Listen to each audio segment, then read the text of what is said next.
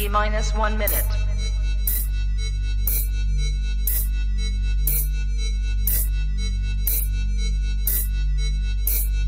T minus 50 seconds.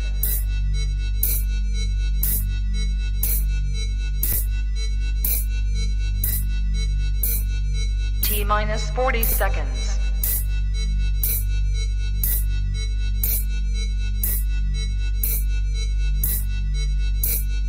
T minus 30 seconds.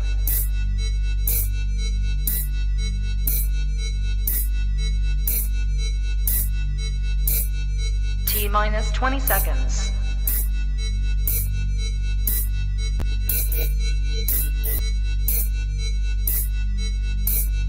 Ten, 9, 8, 7, 6, 5, 4, 3, 2, 1, 0.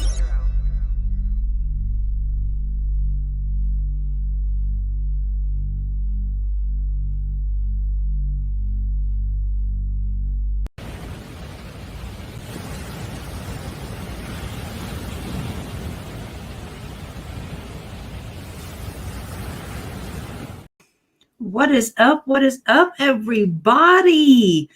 How y'all doing tonight? Good to see everybody. So, as you can see, I am still hiding behind an avatar because I have got one more sleep down and then I can have this peel removed. I am looking like Freddy Krueger up in this joint, and I dare not subject you guys to that, you know. I look like I got like skin hanging off in all kind of weird, crazy places. No matter how much I trim, there's always something kind of flying away and kind of wiggling off in the breeze there. Oh, let's do a quick roll call and see who we got in the house tonight. Miss Shelley. Yeah, girl. She came. Hey, that buzzer ain't been hitting who knows how long. Good to see you. Pix. Hey, babes. How you? Good to see you, love. Kalari. Home in bed, got a shower. Girl, that's the best way to spend your evening, is just chilled out, laying in the bed, watching TV. You know what I'm saying? Just relaxing. Hannibal, good to see you, my dude. Hannibal in the house. The ever so illustrious Inferno, my all-time favorite living pirate, y'all. No question. All right, let's see. Leanie Bo, good to see you, baby. How you doing? How you doing? Hi, Pink Cactus. Good to see you, babe. How are you? Fiona's mom. Girl, been a little minute. How you doing, girl? Hi, Miss Blondie. Good to see you. How are you? Linda, listen, I love that. I'm sorry. That video, that little boy will never not be funny. Vanessa, my sister from another mister. How are you, sister? Miss Kara, how are you? Good to see you. Solo Trip, hey, good to see ya. Yazzie, how you been, love? How you been?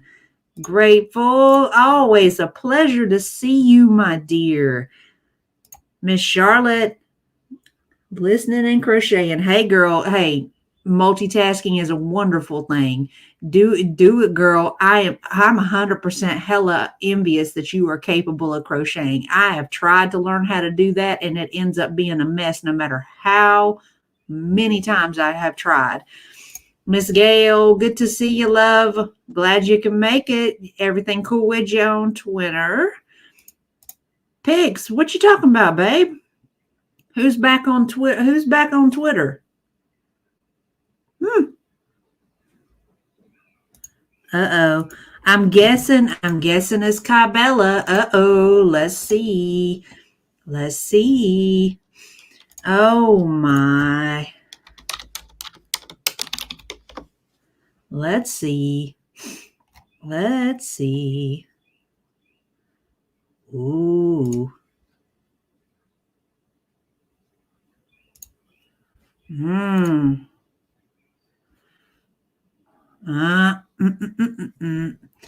All right then. All right. Maybe she's got some more. Maybe she's got some more fertilizer for the lawn out here. You know what I'm saying? Oh my. Mm. Yes. Did she now? Well, I mean, we kind of knew that she was doing some lurking, so I guess that's really not surprising, you know. Um, I'm good with that. I'm just curious to see where she's going to go with it. You know what I mean? All right, have fun. Don't let them people run you ragged.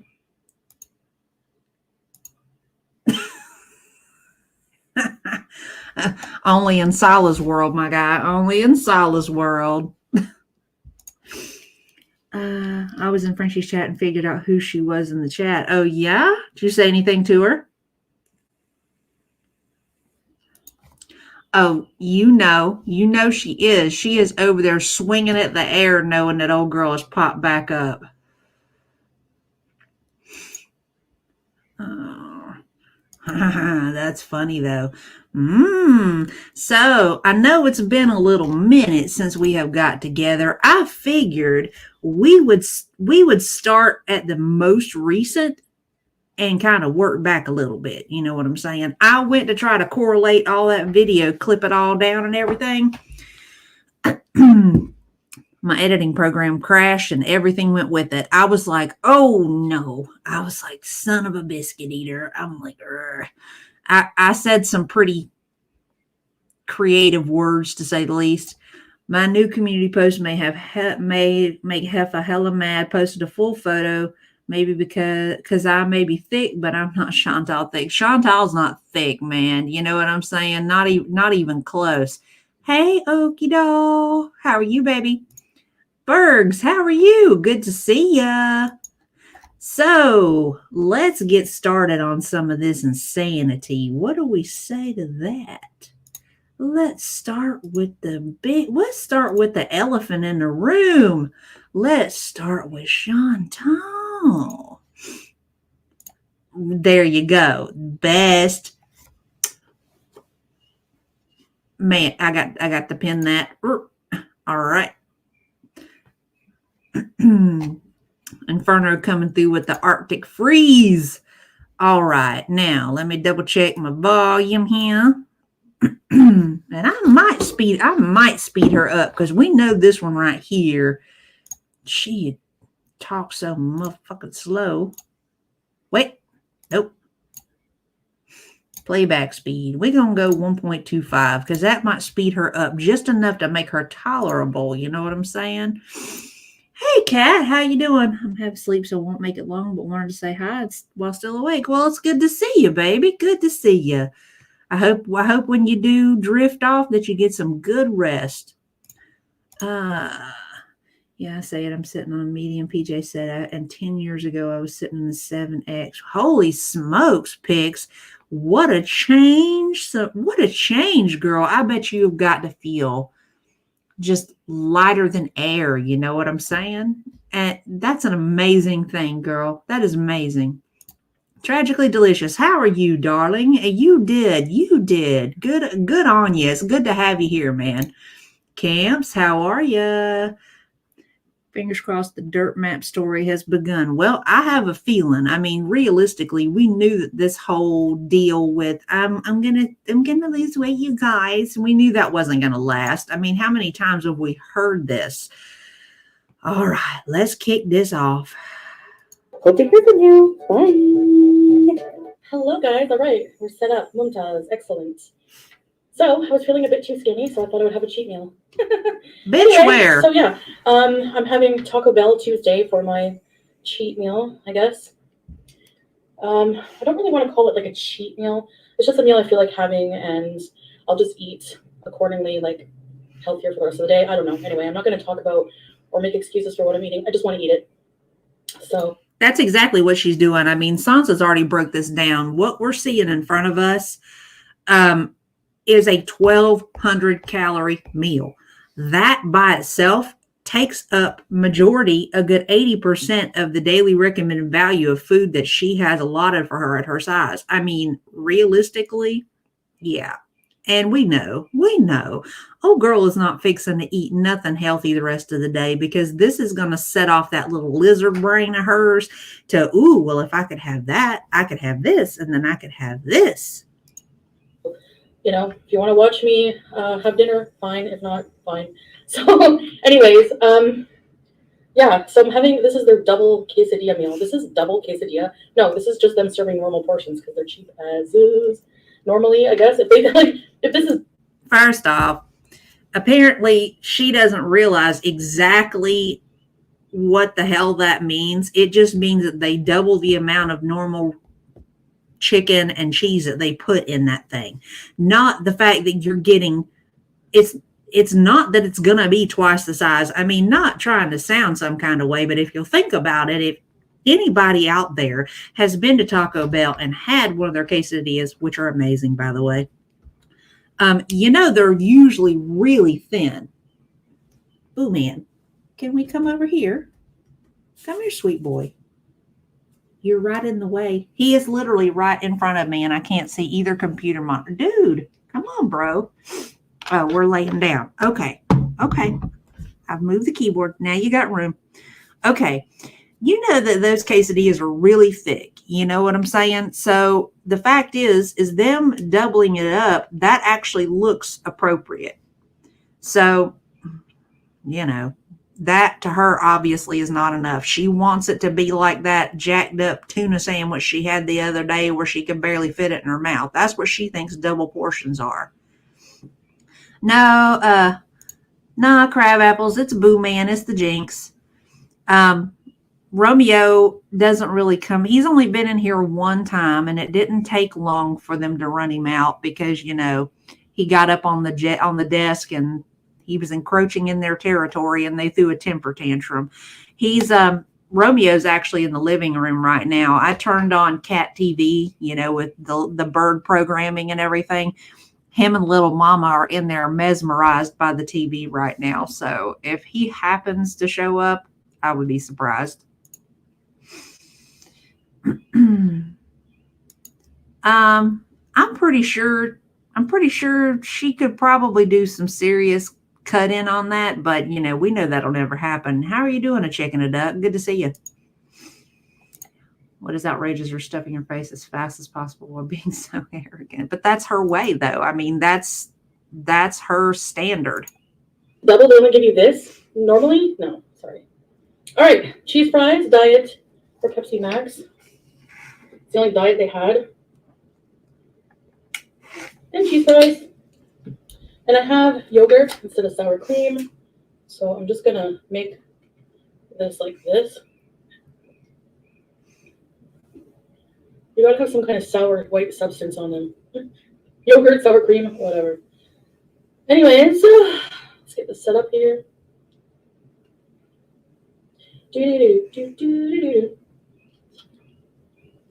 Bismillah. Oops. Hot sauce. Right. Only when it's convenient.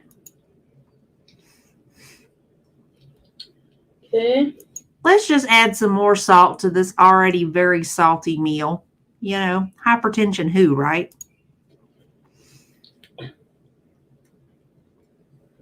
Yes. And we're good to go. All right, I made my own fries. It's not. I mean, we know this. Bismillah, bismillah.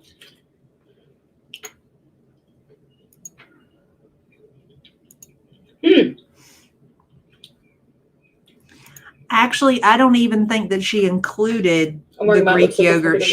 I don't think she even included the Greek yogurt. You know what I'm saying?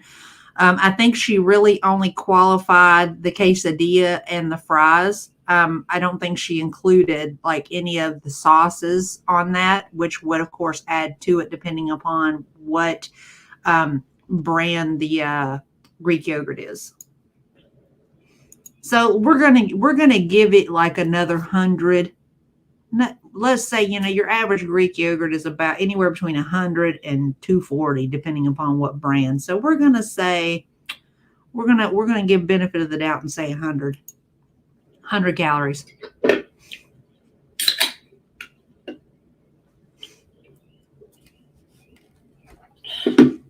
All right.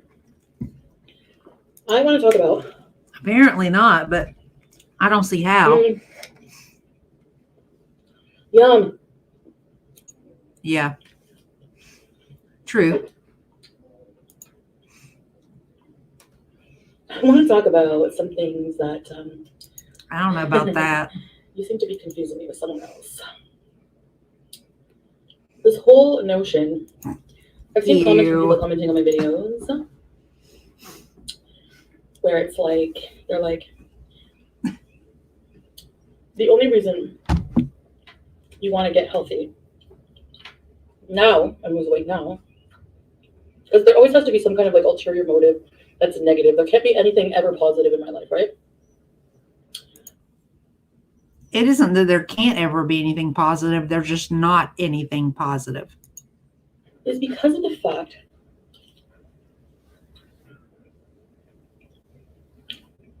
you don't want to be cheated on. That's exactly why you're doing it. You want your man to be attracted to you. That too. Okay, number one, when you say things like this,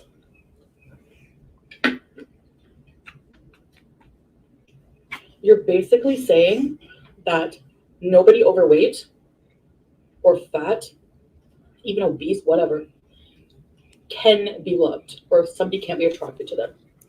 No, ma'am, that's not what anybody is saying. They're saying that people cannot be attracted or love you because you're a arrogant, uppity asshole. That's what's being said, ma'am. We are well aware that there are people that have the proclivity of being attracted to overweight, obese, and morbidly obese women. There is no question about that. I mean, just about every person on 600-pound life has got some sort of significant other in some manner, shape, fashion, or form. I mean, there is a thing. It's a thing. There's a lid for every pot. Okay. I think we're aware of this. I mean, everybody has a thing, and it is what it is. What she seems to be kind of lost on is the fact that this is specific to her only. If she weren't a dick, then maybe, just maybe, she would be able to actually attract someone who she didn't have to pay for.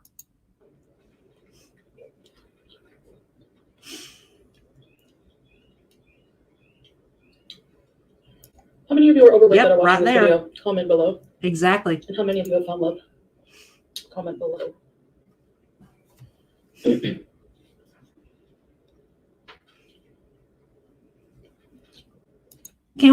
Hang on. Let me back this up real quick just a second. Let me get this to the right point. Can we take a moment right here and look at her forehead? You see how if you'll look real close, she has got like a slight indentation here and a slight indentation here. We have got confirmation of Tammy Slayton forehead going on, y'all.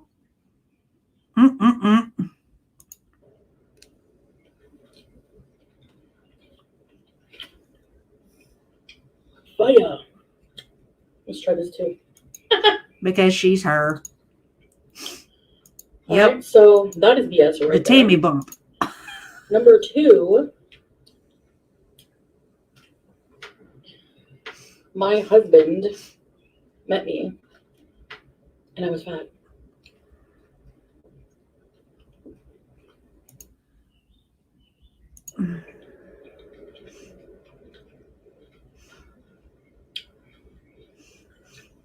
Being on video before we met in person, the video apparently adds pounds. So for being on video for hours and hours a day, he would know how fat I am. Oh, okay. First off, let's see.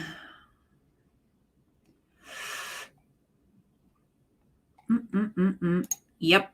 Hey, always, man. That's why we click, my dude. We We are sharing a wavelength, Hannibal. You know how that goes. Hi, Patricia. How are you, darling?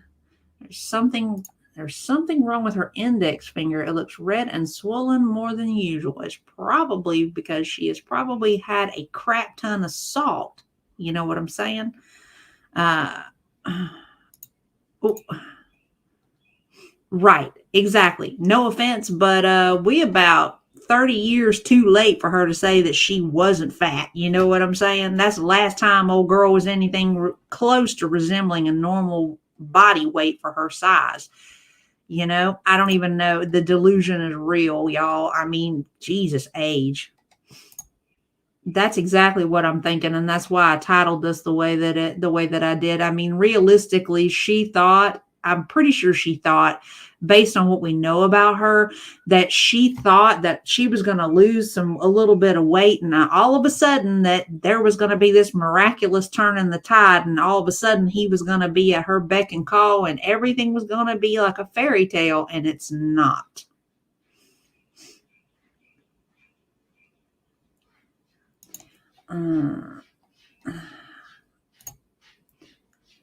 Behavioral alone will make it impossible for her to lose weight if she is stuck in the same cycle. She really needs mental health help. She's been needed it. Try like 20 plus years ago, she's been needed it. Right. They not, from what I gather, in the Islamic faith and, Arabic country, cultures, you're not supposed to be messing around with anything pork based. You know what I'm saying? We shall wait and see. Right. I've been saying that Tragically Delicious about her and about ALR. The fact is until they put themselves in a situation where they relinquish control to somebody else to make those decisions for them, they're never going to make any real progress. I mean, this 15 pounds right off the get-go, and I'm going to just say this, it's going to be ugly, but I don't care. That 15 pounds for this one could be a combination of a good solid dump and a loss of some water weight. I mean, we know this. I mean, the girl's beatus is not under control. She's probably still perpetually down in water like it's going out of style. A couple of days worth of her drinking anything other than water would probably be enough to drop her into something resembling a low-level dehydration, which would be enough to make her drop that amount of weight. You know what I'm saying? Hi, Capone. How are you? Not I, girl. Not I. And if I did, I would not be wanting a quesadilla. I would be wanting a chalupa, but that's just me.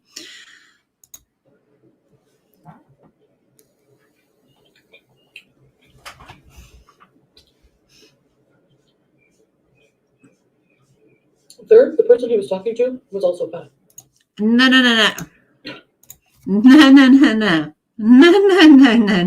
No. Okay, first off,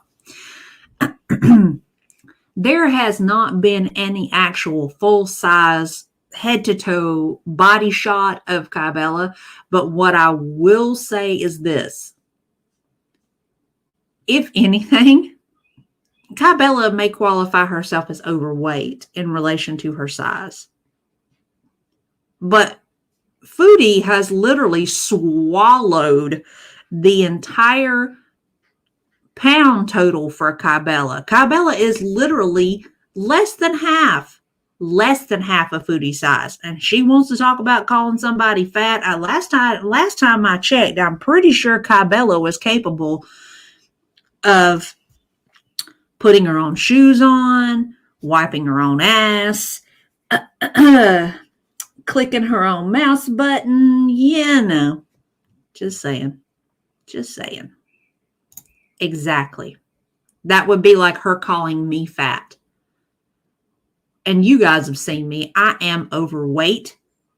There's no doubt about that. I know what the BMI for my height is. I am overweight, and I weigh 190 pounds at 5'10". I acknowledge that. I recognize it. It is what it is. I am doing what I can to work on that. But, I am literally probably a third of what Chantal weighs. She absolutely is.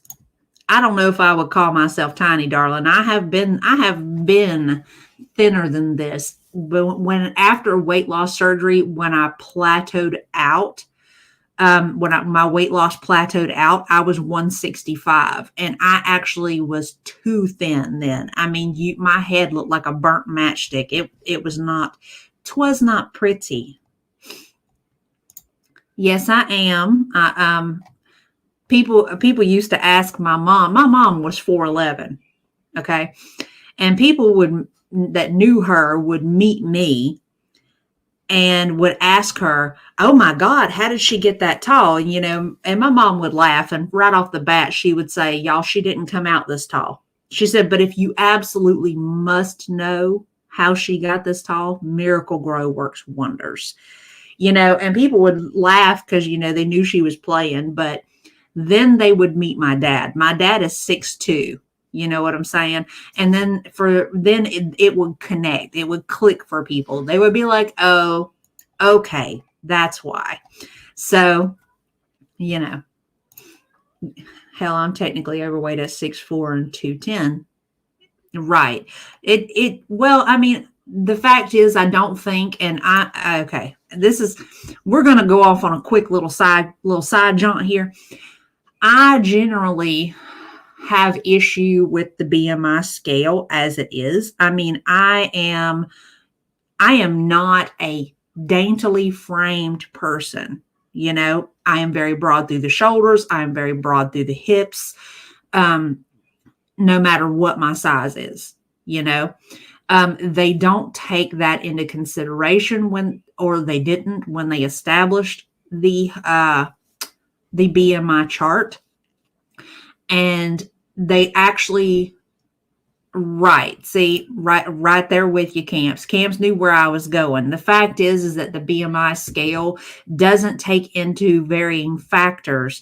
I mean, take like your bodybuilders who have like 80, 90, 100 pounds of muscle on their frame, but they're considered to be obese or overweight or obese because of the fact all it looks at is height versus the weight.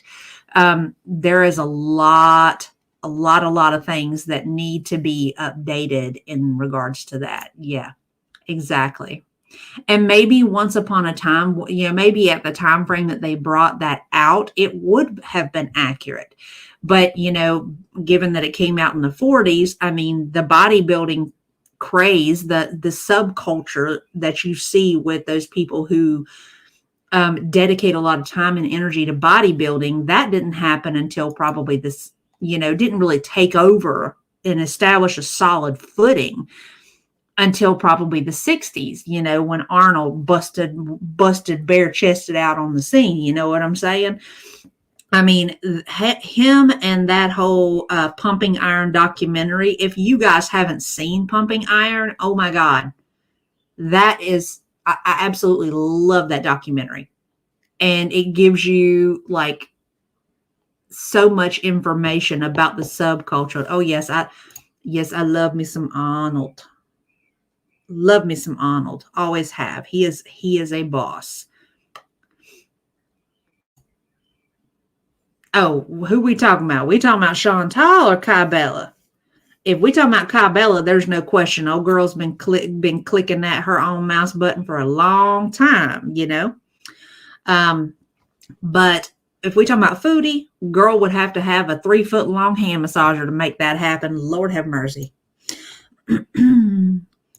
Public Health Agency of Canada is using both BMI and waist circumference now on their obesity info page. Well, that's good to know because, I mean, realistically, they have connected waist circumference to comorbidity. I mean, if they have connected it causally, if you have a larger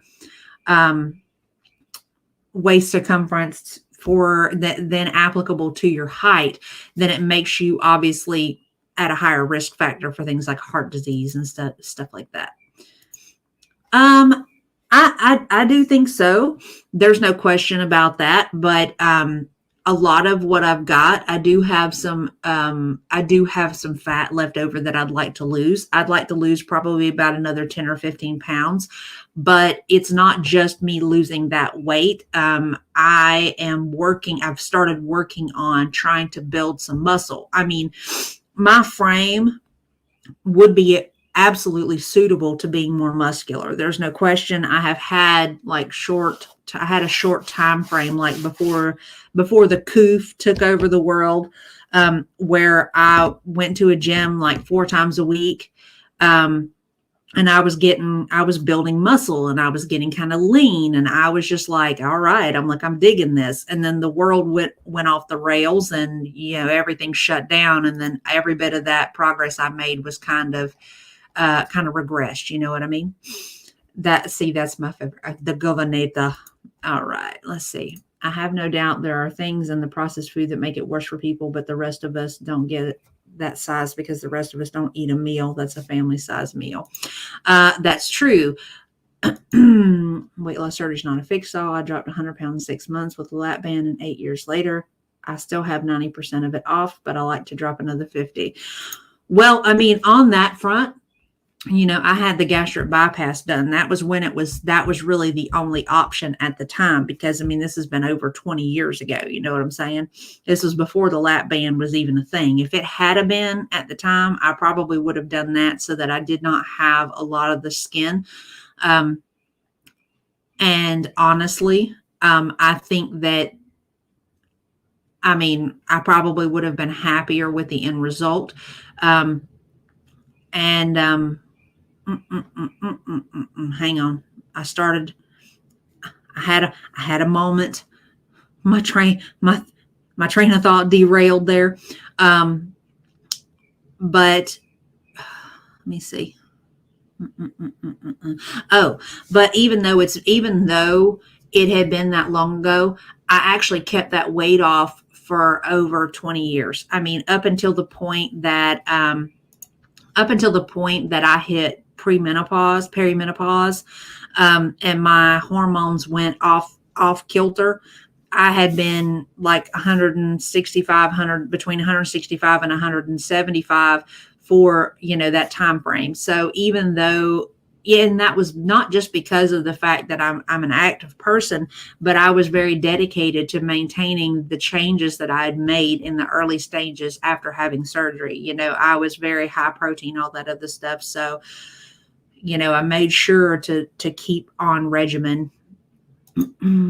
My dad was 62 and my mom was 5'8", and I'm 5'5". Well, I mean, I think for me, the reason why, people have such a stark sort of reaction to all that is because my mom is such a dainty person. I mean, she was 4'11", she was super tiny. She would tell people, she would say, I might be the smallest person in my house, but by God, I am the meanest one, and yeah. The BMI scale also doesn't account for loose skin. I had like 20 pounds of extra skin before I had it removed and dropped from obese to just overweight overnight. Absolutely. There is quite a bit of that. And like my mom was in the same circumstances. She had weight loss surgery a year before I did. And she had, quite a bit of skin removed. She actually had the flags from her arms, the insides of her thighs, her belly, and then she had her breasts reduced and put back up where they were supposed to be. And she donated all that skin to a foundation that does skin grafting for burn victims. And I think they said that they ended up pulling off all total like 30 pounds of skin off of her. And she dropped like from one range to another almost overnight. Let's see what we got. I also had bypass done, lost 150 pounds and have kept it off and need to lose a bit more. I'll never give up. Hey, girl, the only time one should come to a level of not trying is when you are no longer of this world. You know what I'm saying? Every day is a new opportunity. I do, and I was a little bit different because I wasn't really a junk food eater and didn't have binge eating disorder. I was really fighting genetics. Mine was actually a disordered eating process problem because like I was an emotional eater, which kind of was instilled like at a really young age. Like as children, we should be teaching our kids, number one, obviously that you know healthy food doesn't, good food does not necessarily mean that it has to be laden with sugar or with salt to make it good. Um, and that healthy food can taste good if you prepare it correctly. But what got me kind of kicked off, it was mostly me spending time with my grandmother because, obviously my grandmother grew up in a time frame where money was really tight. You couldn't really afford to throw things away. And she would tell me outright, you can't get up from the table until you have a happy plate. And a happy plate was an empty plate. So between that and the fact that, obviously there was food connected with events and things like that, that just all kind of snowballed. Hi, I see you. Little mama's has come in to speak. Uh, mm, mm, mm.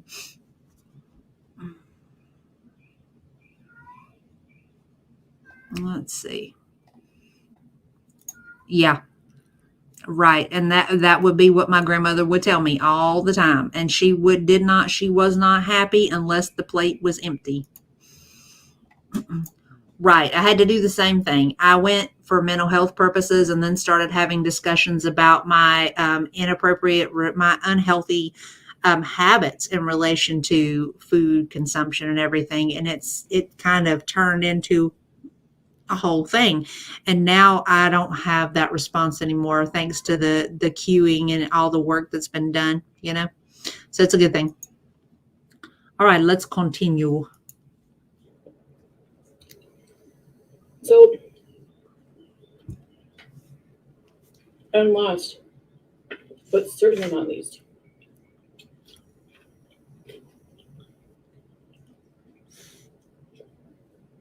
Oh, it does. Absolutely. why would I stay married to someone who isn't attracted to me? The same reason that you spent 2 years chasing a crackhead who didn't want you. He told you that over and over again to your face and even had you muff dive into the woman that he did choose. Or doesn't love me because of my weight. Hear me out, people. If you're ever feeling that way, then you need to find someone who does like you for your size in your good and bad situations, everything. What happened has nothing to do with my weight. And if it did, I could easily find someone who appreciates me for how I am. That may be true. I have no question about that. And you have actually already done that. That would be Pete's. I mean, let's be real. We know this.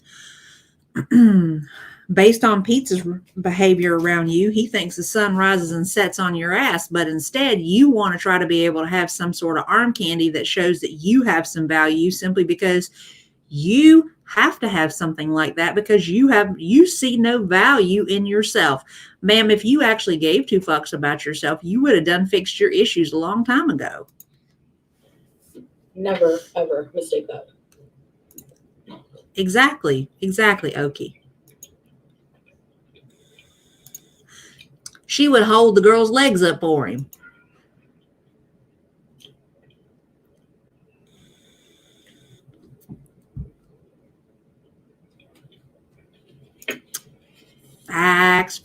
Facts. No. I think saying things like, you should get in shape for your man, you should do this to keep up in your relationship. No, you need to do things for yourself. You don't change for any man. You don't change for anyone. You change for yourself. Ooh, said by the woman who, number one, completely changed her religion, ditched her animals, ditched her family, ditched her friends, put on a hijab, and ran as fast as her little stubby nubs would run her across to the other side of the planet so that she could have proximity to a man.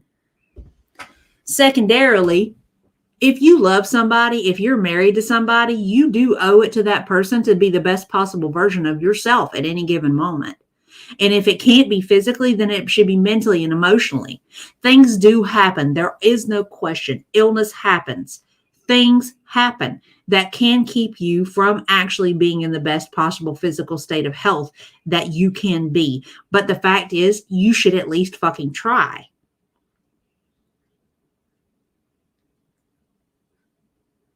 You should at least fucking try. When you enter into a marriage, the fact is that you are obviously, yes, for better, for worse, for sickness, for health. But the fact is that you should be making an effort to make those years as fulfilling and rewarding for each other as humanly possible. I wouldn't entirely say, hi, SH, by the way. Hi, baby. I'm not trying to say entirely change the things that bug each other. I mean, obviously, you're going to want to work on the things that you don't really jibe with each other on. But something as simple as your weight, if you are asking your partner to take care of you when you're walking into this, a death fat, then you are already putting an imposition on your partner. So there's that. Hi, Heidi. Good to see you, baby. All right, let's continue. Because if you really love someone, you're not going to only love them if they change. Said by the woman who has changed every fucking thing about her. I can't even with this woman, y'all. That's not love. Well, I mean, let's be real. What you've got is not love. We can see this. We've known this. We've been new. Where you been, heifer?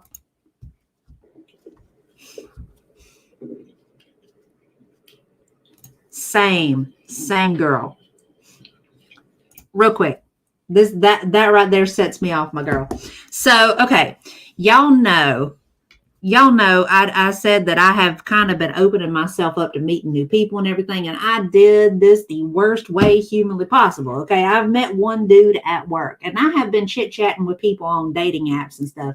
And let me tell you, I am pretty sure, even though I do get the occasional person who is actually relatively in decent shape, I have been attracting men who are old enough to be my dad and my granddad, and every single one of them is in terrible shape. And I'm sitting here looking at them going, I know I ain't a damn supermodel. I am not totally irrational here, but you know, it would be nice to not have to go home and worry about whether or not somebody's blood pressure is so jacked up that they're going to have a stroke. You know what I'm saying?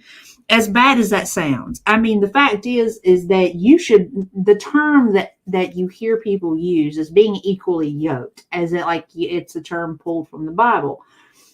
And I agree with that to an extent. I mean, you can't really expect things to work when you have somebody who's very health conscious, who is, you know, real particular about making sure that they maintain their health, when you've got somebody else on the other side of the equation who hasn't seen their feet in God knows how long, whose belly enters a room before the rest of their body does.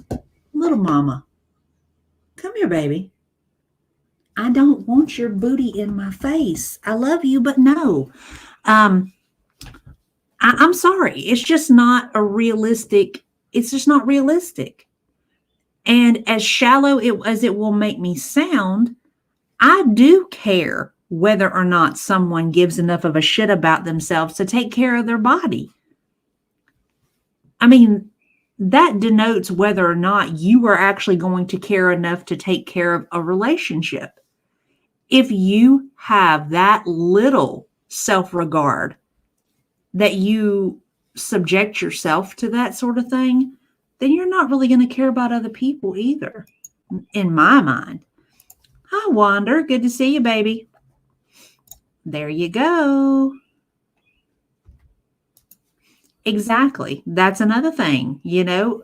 I mean, if I'm going to share my life with somebody, I want it to be with somebody who can keep up with me. I want to be able to go and see and do things, to be able to enjoy life together. And if you've got one person who can barely move, who can barely breathe, who has all these things, you know, it's just, and just being stuck because they can't. Exactly, Capone. She is literally a lead weight attached to anybody that she gets herself involved with. Exactly, SH. I can 100% deal with the small differences. You know, I can absolutely deal with that. But priorities are a big deal, and they will always be.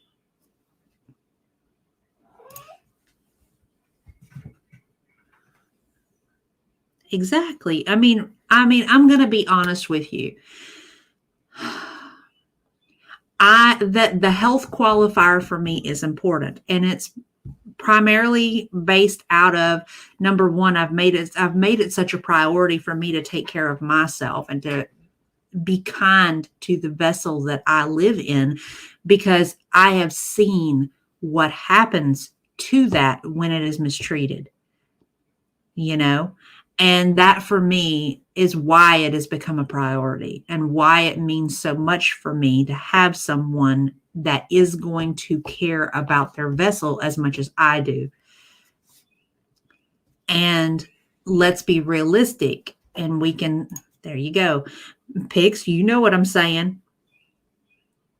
The fact is, your physical health does directly affect how your brain functions. It affects your mental health, your emotional health, all of it. When one cog is broken, the entire system kind of fails. And that's not, to me, that's not okay. Right. I want somebody who can do things. Exactly. She is living in a perpetual state of crisis, and she does not care. 100%.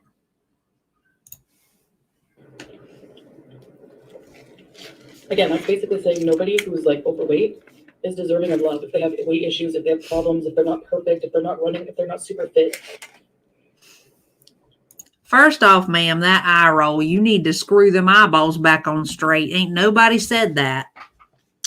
Number two, going back, let's just recap here. You don't deserve this shit because you're a fucking asshole.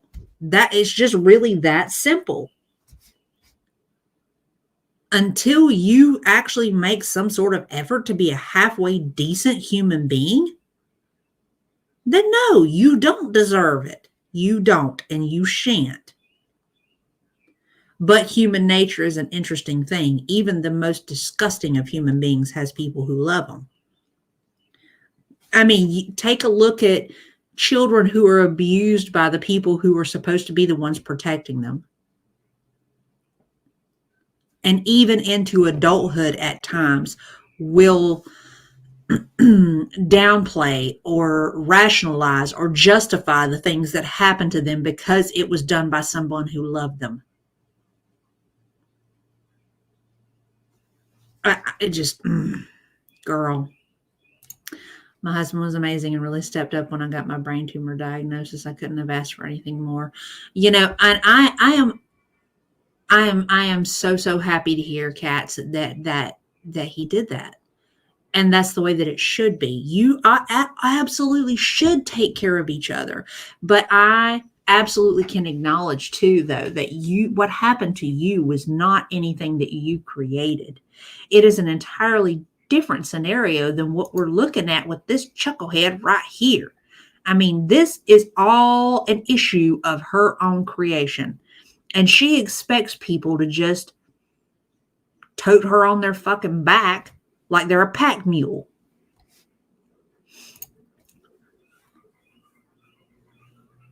Exactly. And that is exactly where my mindset is and where I'm coming from, SH. I spend all day taking care of people and doing things for people that they cannot do for themselves. I don't want to do it while I'm away from home and then turn around and have to come back home and do it too. As ugly as that might sound, especially if it's something that can be gotten under control and maintained by that person, you know? Don't feel guilty about your boundaries and morals. There's a difference between someone who unexpectedly gets sick and someone, see, hey, I don't ask me how we divined how this worked out. That was serendipitous because I had not even seen your comment until after I said that. Girl, y'all get me. I am not shallow by any sense of the imagination simply because I don't consider myself a prize most of the time. I mean, when people have asked me, when they're like, "Oh, you're beautiful," or "You're pretty," and I'm like, I'm cute. I do not get myself into a mindset of I am better than anyone because I don't consider myself to be better than anyone. And I honestly don't look down on anybody. I have dated people who range everywhere on that 1 to 10 scale that people love to use, I am more attracted to people's personalities and who they are as a person versus what they look like. Now, obviously, physical attraction is important. I mean, if you can't imagine sleeping with somebody, then, basically all you've done is you've gained a friend, But if I don't have some sort of mental or emotional connection there, then the likelihood that I'm going to be attracted to you, even if you are pretty, is pretty slim. You know what I mean? It is more, there is so much more to it than just the outer appearance of things. I mean, hell, would y'all stop it, please? Come on now. Y'all play nice. I mean, you could put a turd in a box and wrap it. It's still a turd in a box. You know what I mean? I think she's the only one who has serious problem with the way she looks, including her weight. She fat shames herself, not everyone else. Exactly. I agree she does, but she doesn't really realize it. She is like an alcoholic who wants everyone to accept their drinking and say if they loved them, they would accept them as they are, when in fact true love wants an alcoholic healthy. That's true. Hello, hey, hello there, here for fun. Good to see you. And I saw you earlier. I just didn't get around to it. Jarella, hello, darling. Sure, Sal. Yeah, sure. Sal, don't blow the smoke too far up her booty or you're going to have her tail hole on fire. Just saying. Right. And for the most part, I do too. I can find things about pretty much everybody that I can find a positive just about everybody. I've only had that happen one time. I had it pointed out to me one time.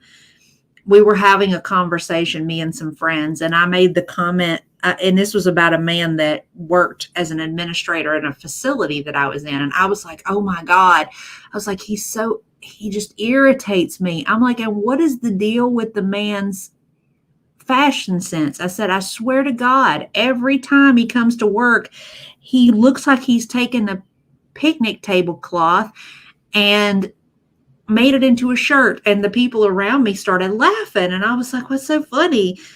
And a girl that was a dear friend to me at the time, she said, it's funny, she said, because you never say stuff like that. She says, you don't really ever have a problem with anybody. The fact that you couldn't find something good about this dude says that there's something wrong with him, and I had never really considered that. But after that point, I did started noticing even some of the worst people, I can still find something positive about them. Let's see. Hi, Dainty Gorilla. Good to see you, baby. Lobster, you made it though. That's what counts. You is here. Yep, I've been attracted to people over time when I got to know them. Oh yeah. And that's the worst because, like, especially like if you're physically attracted to somebody, you do kind of lead in with the hope that they're not going to open their mouth and insert their foot, but they usually do. And doesn't that suck? When someone becomes ugly to me, I'll never trust, respect, or love them again. Sound cold, but no, same. I don't fault you that, not any little bit. I just can't do much more than work and take care of me now. Selfish maybe, but I'm all about me now, and that's okay. And that's the thing. It should sort of be that way to an extent, Patricia. I mean, at the end of the day, and this is going to sound ugly, and it's probably going to be kind of on the dark end, but let's be realistic.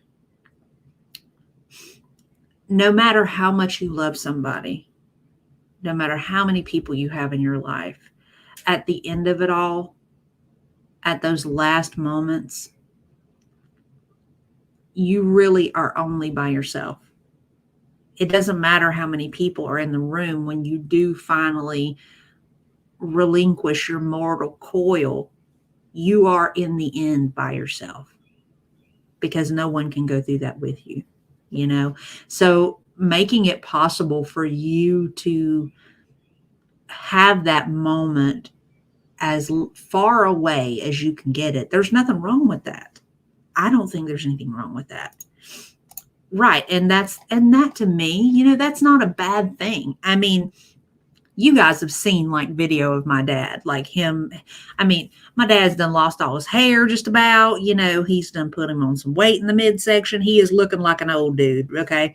But my dad, he's never really been an unattractive man. I have had plenty of people like hit on my dad right in front of me thinking that he was my brother, because of the fact that he has aged so well.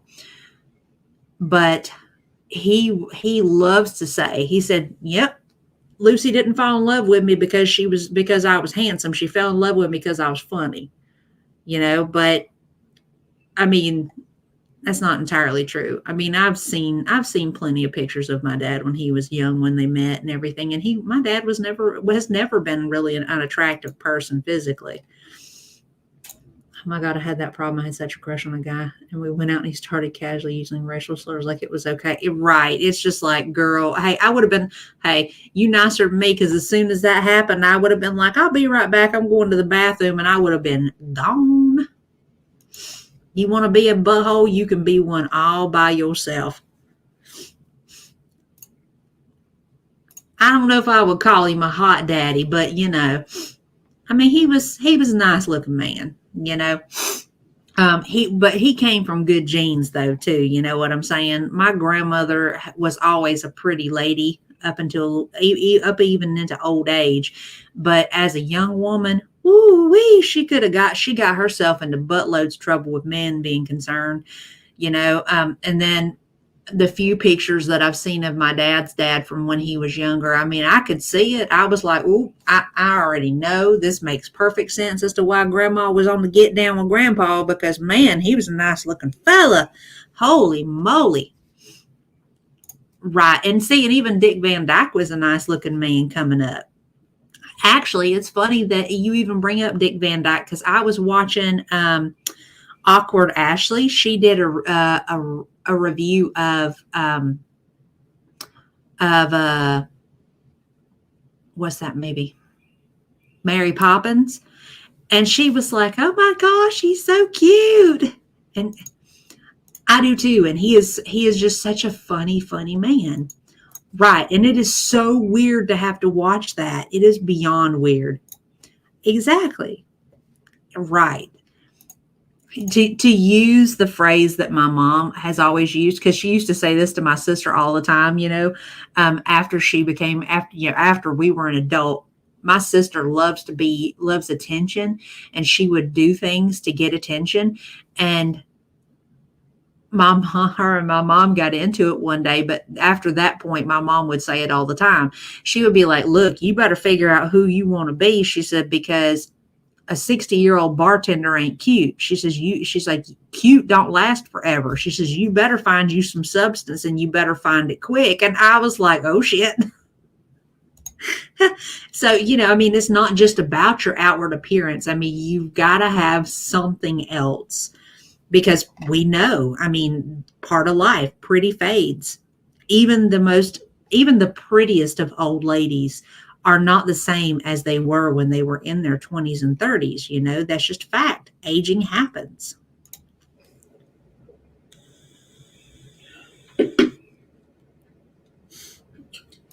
Girl, ooh, we could have whole conversations about my sister.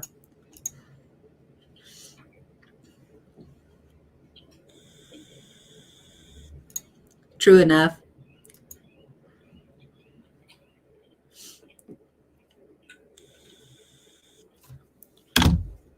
Really?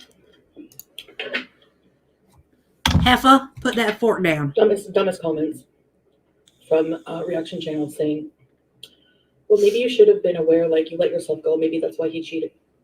Coming from reactors who look like this. First off, Frenchie has never been dishonest about her appearance. She has been on camera. She will freely tell everybody that she is a fatty. So does Yaba. So does several people, okay? There ain't nobody more delusional in girl world than Chantal. Secondarily, I would love to know exactly why it is that Foodie's claiming that this is somebody letting themselves go. That one, Foodie let herself go at the age of 10.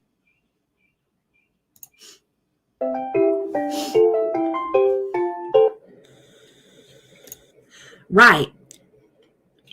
Foodie's acting like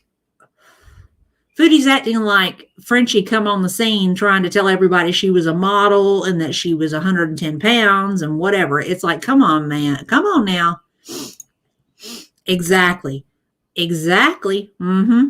She let herself go 30 years ago.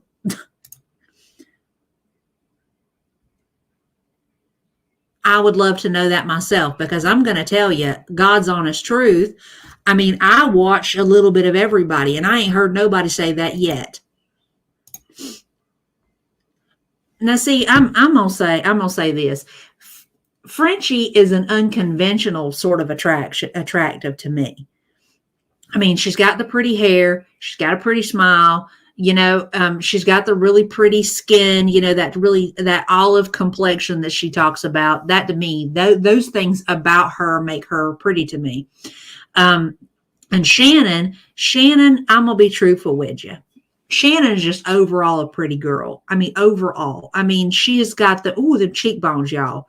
I am so envious of the cheekbones. Even before she made this concerted effort to make her body healthier and her mind healthier and all that, even before she started losing weight from the intermittent fasting, Shannon was already pretty to me then.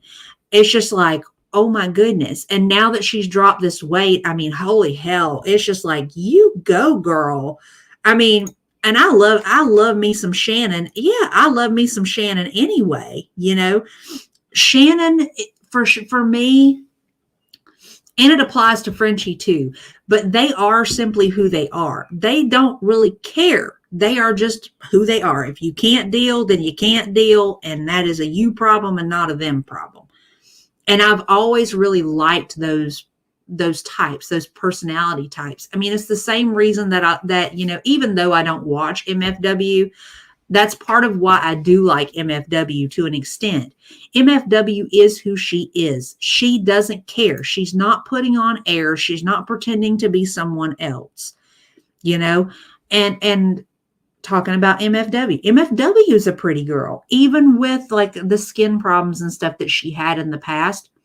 That girl, she can be a baddie. She gets herself done right. Oh man, she will be trouble. Okay. And exactly. And that's the thing, Kalari. people who hide who they are and walk around in this cloak of being someone that they're not, they despise people who do not hide behind their masks. You know, and that for me is a big thing. I'm not going to even really spend my time or my energy on people who do that sort of thing. You know, mainly because, I mean, let's be real. Let's be honest. Real recognizes real. When somebody ain't real, they don't look familiar to you at all. And you're just like, no, I don't think so. I don't know if I would say I'm epic, but thank you, Pix. I'm glad you think so. Well, you know, I mean, honestly, I don't really think that, I don't know. And I really don't dare to speculate on it, because here's the deal. Frenchie doesn't seem like the type to just sit at home. You know what I mean? She seems like the type of person that she needs stuff to keep her occupied. You know what I'm saying? I mean, even though she's a pot smoker, and she'll sit there and she'll smoke and she'll shoot the breeze and whatever else, I don't think that she would be able to actually just sit at home all the time, if that makes sense. She's somebody who has to have, like, she's very goal oriented, you know? Absolutely, she does not. You are right. She didn't fit in with Sol's friends because she can't talk about anything, especially other women. That's true. Right. Exactly. Hi, Inspiration. Hi, Salty. You were great on panel. So happy to catch your live tonight. Great way to end this long day. Well, thank you. I'm so glad that you're here. And thank you so much. You know, I really enjoy going on panel with Hannibal, because even though, and I don't know if I've said this to him or not, even though, you know, I have never met Hannibal in person, and I had no idea really who Hannibal was up until like the week before we went on panel together for the first time. I actually feel like Hannibal and I actually have a lot in common. There's a lot of similarities, you know, the fact, you know, obviously the fact that we're Southerners, we're both Gen X, we both work with people all day long. We have like this wavelength that we're on with each other, and we can just kind of talk and just have a good time. And at the same time, it can not just be us laughing and cutting up, you know, we're actually having real philosophical conversation at times. You know, we're getting into things that we're not just talking about foodie and what she looks like and, you know, what she eats and stuff like that. We're actually having real conversation. And that, to me, oh my God, I hate small talk, have never really been somebody into small talk. And it just, I'm one of those people that if you're going to be friends with me, if you're going to be a partner to me, then we're going to have to be able to have some conversation. I want to talk about the weird things. I want to talk about politics, religion, whether or not there are aliens out there. And if so, what planets might they be from? I want to talk about the spaghetti monster that people don't think might exist. You know, I want to talk about conspiracy theories. Let's talk about everything. Let's get into it. I love that sort of stuff. Boo Man, what are you doing? What are you doing? Just being nosy? Hi.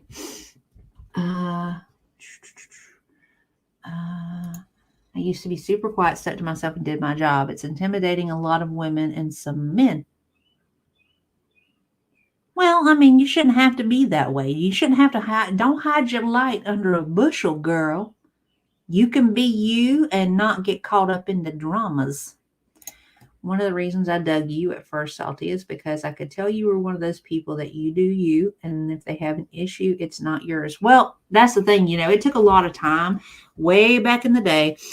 I was worried I did get bothered by what people had to say about me. And then once I got sober, I came to the realization, you know, through time and work, hi, I love you too, that, you know, I can't control what other people think about me. It doesn't really matter how nice of a person I am. There's always going to be somebody who doesn't like me. And what they think of me is really none of my business, because there's not going to be anything that I can do to change somebody's mind. The only perspective that I really need to be worried about is mine, because the opinions that other people hold of me are based off of what I give them to form that opinion on, Um, uh, let's see.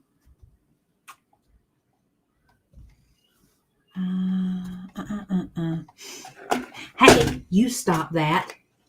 Why are you being such a turd? Quit messing with stuff.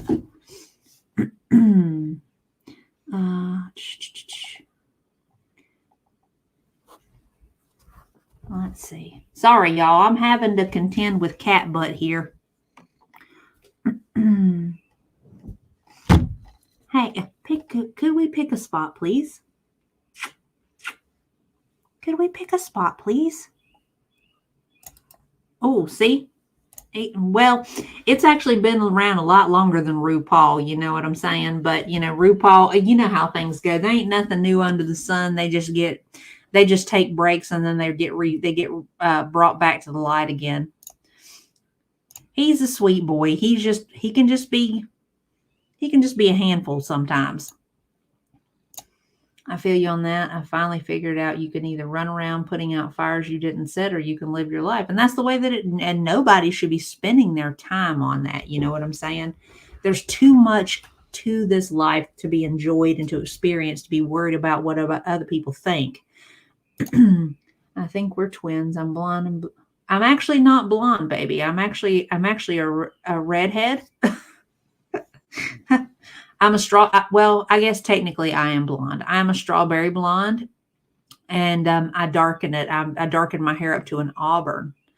The amount of similarities we have, past and personality-wise, it's uncanny. Hey, you do know that they say that every person has at least two people walking around that look like them and act like them. So it's entirely possible. Maybe you done your ancestry DNA. Be on the lookout. We might be connecting somewhere along the lines. You know what I'm saying? There's too many lineages too many shared lineages. I mean, for people not to be related. And it's kind of just the way the world works, I think.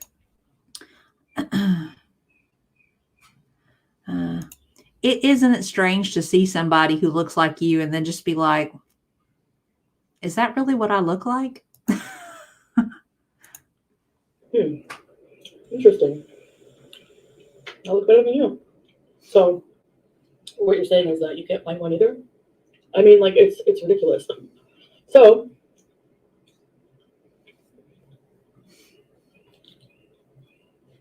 had nothing to do with my weight. Wait, what? Nothing to do with. Had nothing to do with my weight. Mm-hmm. Nobody knows the true dynamic of our relationship. Oh, girl. Yes, we do. Yeah, I get that all the time. Are you related to that girl from this county in Alabama? Are you related to so-and-so? And it's like, no, never heard of them. Isn't it funny when that happens?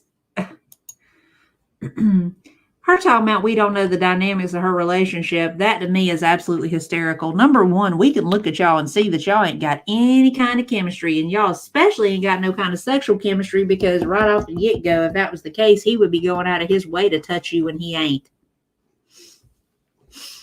Number two, we done seen exactly who Sala is. There's a reason why y'all's dynamic is the way it is, baby girl. Hate it for you. Apparently, there was a doppelganger of me in the county jail of the city I grew up in. My mom's friend was the LPN there. She showed me her mug shot. Now, I didn't get quite like that. But there was a girl who, when I worked at county jail, I worked at the county jail for like 3 years, like the next county over. There was a girl who had the same first and last name as me, and her birthday was like a couple of days off from mine. Not the same year, but the very first time she came in for booking, she got there on a day when I was off, like on a Sunday when I was gone. And I come in, and there, one of the file with her name was sitting on the desk, and I stopped and backed up and looked at it, and I was like, what? And they were like, oh yeah, she's a frequent flyer here. She might as well have her mail sent here, whatever. And I looked her up, and she eventually was on the medication pass, and we are polar opposites. She doesn't look anything like me. She's short, dainty, all that sort of deal. But I ended up sending my mom a message at that point because, she would look at, one of my cousins was having like all sorts of problems with substances at the time. And she would watch all of the local, booking reports to see, because most jails will issue a booking report each day of who's been booked in. So I shot my mom a message, and I was like, hey, just so you know, that is not me. It's another girl of the same name. And she was in and out several times while I was there. It was beyond bizarre. I was like, yo, I'm in jail. And I'm like, well, sort of. And you never will. It's our business. Ma'am, the quote unquote one mistake that she is claiming is the culmination of everything wrong with their relationship. And not trying to be ugly here, but the fact is that he doesn't trust you. He's not attracted to you. I mean, we can see that. Nobody out here is stupid. Usually when people are unfaithful, it's about them. Yeah, it is about them. It's the fact that that there is something that they are not getting that they need or that they want. And that is where that stems from, boo-boo. Or a different issue.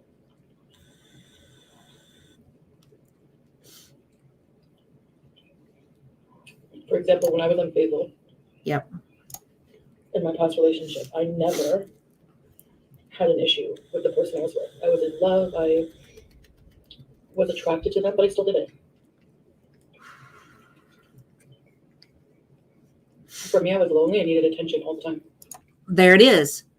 Right there. There was some, despite the fact that she supposedly loved and was attracted to BB, he wasn't giving her something she wanted or needed. So yes, it was a her problem, but it was a problem with the relationship too. It was a problem with their dynamic. If she had simply said, hey, look, we need to spend quality time together. I need you and I to interact, whatever, then maybe, just maybe, it wouldn't have went the way that it went. But, that would require work she's not willing to do.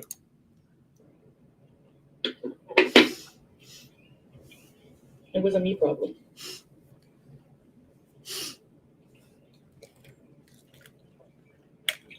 So, real quick too, that's the only time that she has actually laid any of the guilt on Sala. So y'all be sure to remember this moment, because the rest of it has been her blaming his culture, his religion, Kybella, girl world. The shit community that fat shames. Hi, crab apples. Me, while looking like this, you need to cut it out and stop with the grade 5 attitude that just because you're fat, you can't get a man, because then by that logic, neither can all of you. First off, let's just say this. Having a man is not the end all be all. A man is not a prize to be won. Okay? I mean, real talk. Sidebar on it. Simone, everybody knows who Simone Biles is. Okay, Simone Biles is the greatest gymnast in history. She has done things that will probably never be surpassed from henceforth. Now, she met her husband. Her husband is an NFL player. He made the claim that he had no idea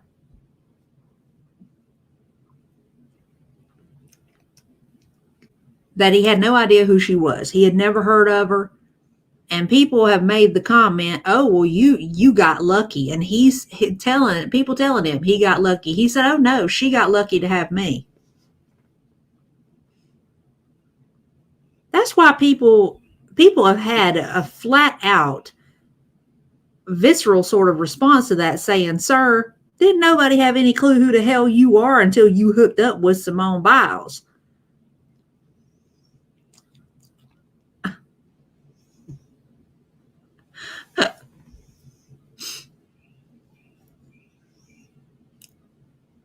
I say that to say this. Yes, people will say, "I'm lucky to have my husband. I'm lucky to have my wife," whatever, whatever, whatever. But not that other person is not the end all be all. That is not what you build and base your life upon. Facts. All I know is that he's an arrogant fuckwit. That's all I know. I don't even know the dude's name, and I don't care to. I quit watching professional football when one of my cousins started playing pro ball because they're all fucking whiny bitches. They work maybe 3 days a week, and they make more money than most people see in their lifetimes. I can't deal with professional football players. Well, professional ball players is a generality, but football players, for the job that they do, they are the biggest, whiniest heifers. It's like, come on. Hi, Miss T. Good to see you, baby. Yeah. I couldn't agree more, girl. Going back to what I was trying to say before me and Kalari got off on NFL bashing here. The fact is that people, whoever it is you choose to tie yourself to, whether it be in the moment, whether it be for the duration of your life, that person is not the end all be all. That is not the linchpin upon which you develop your entire life. Okay? They are an addition to your life. They are supposed to improve your life, not be your whole life, not something by which that you build everything upon, because no human being is going to be able to sustain that for you. If your self-worth, your capabilities are not built upon yourself and the things that you are capable of doing, then nobody else is going to be able to do it for you. Hi, Dove. Good to see you, sweetheart.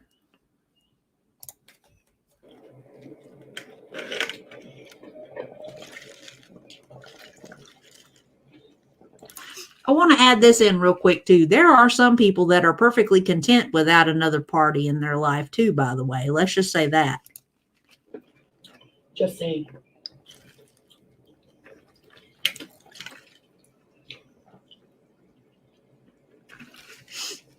Y'all even sped up. This heifer is messy as I just want to nip fuck trying to eat.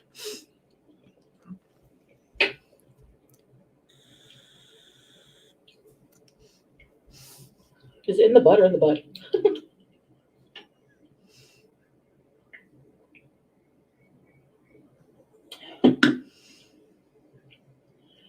Oh. And I'm going to say this with the utmost smugness and sassiness I can say. I will never stay with someone who isn't attracted to me.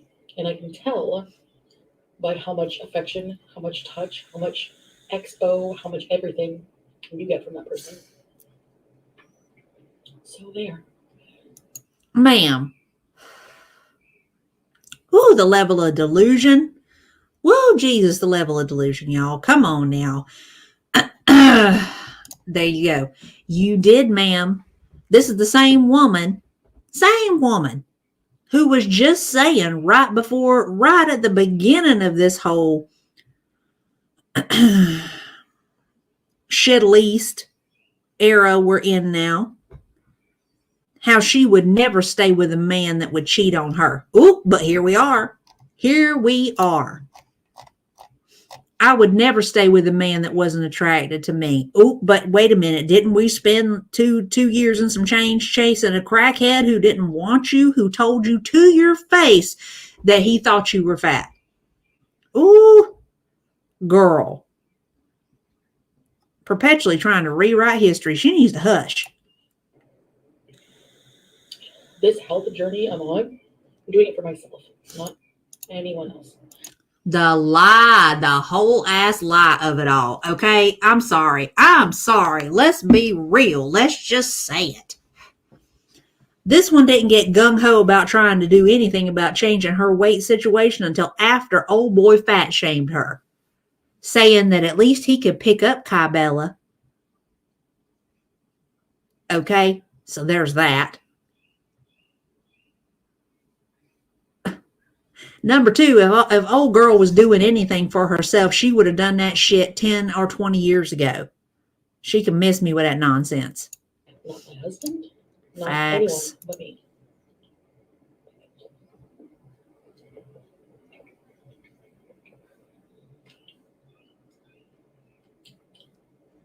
Right. Exactly.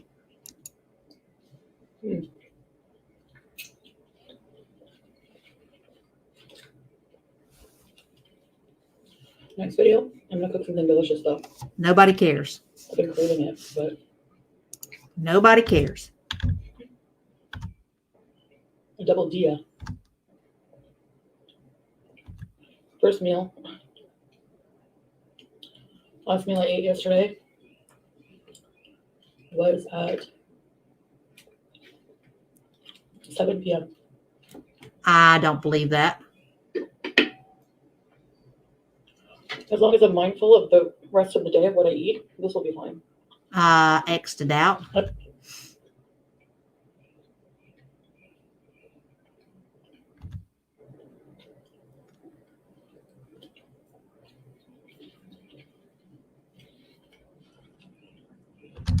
Jesus Christ. In the end, I mean, people are still going to think what they want, but that's my response. That's my take on it. First off, if you didn't care what other people thought, you wouldn't have a response to it. I hate that attitude towards overweight people. First off, you're not overweight. You ain't been overweight for more than 30 years.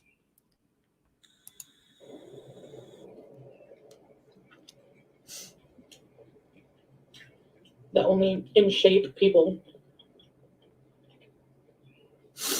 can find love, because there would be a lot of single people in that case. Tell us what you really think about yourself without telling us. This is all her internal self-thought coming out, because God's honest truth, there are a few reactors that actually go in on the fact that she's fat and make fun of her because she's fat, like hard in.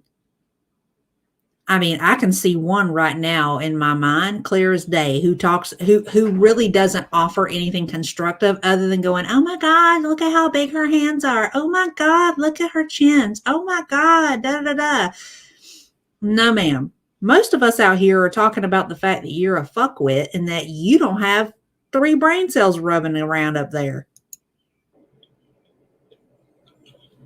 Facts. Shh.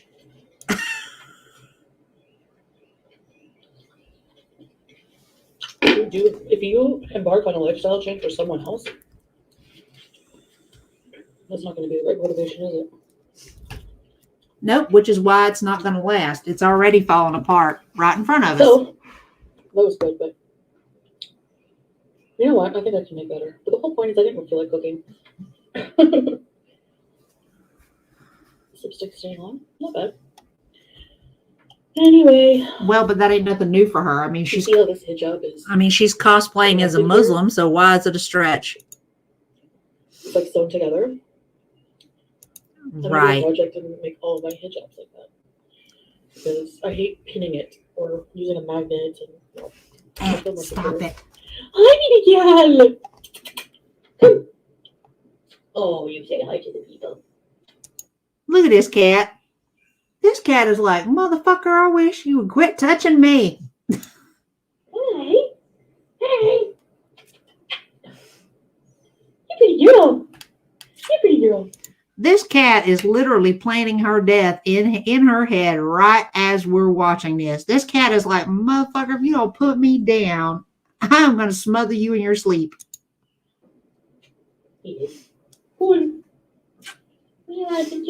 Another question. Chantal, have you fixed your cat yet? Yeah.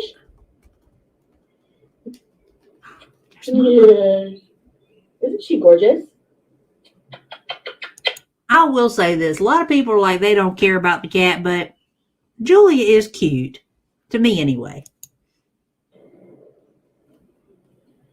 Pretty good.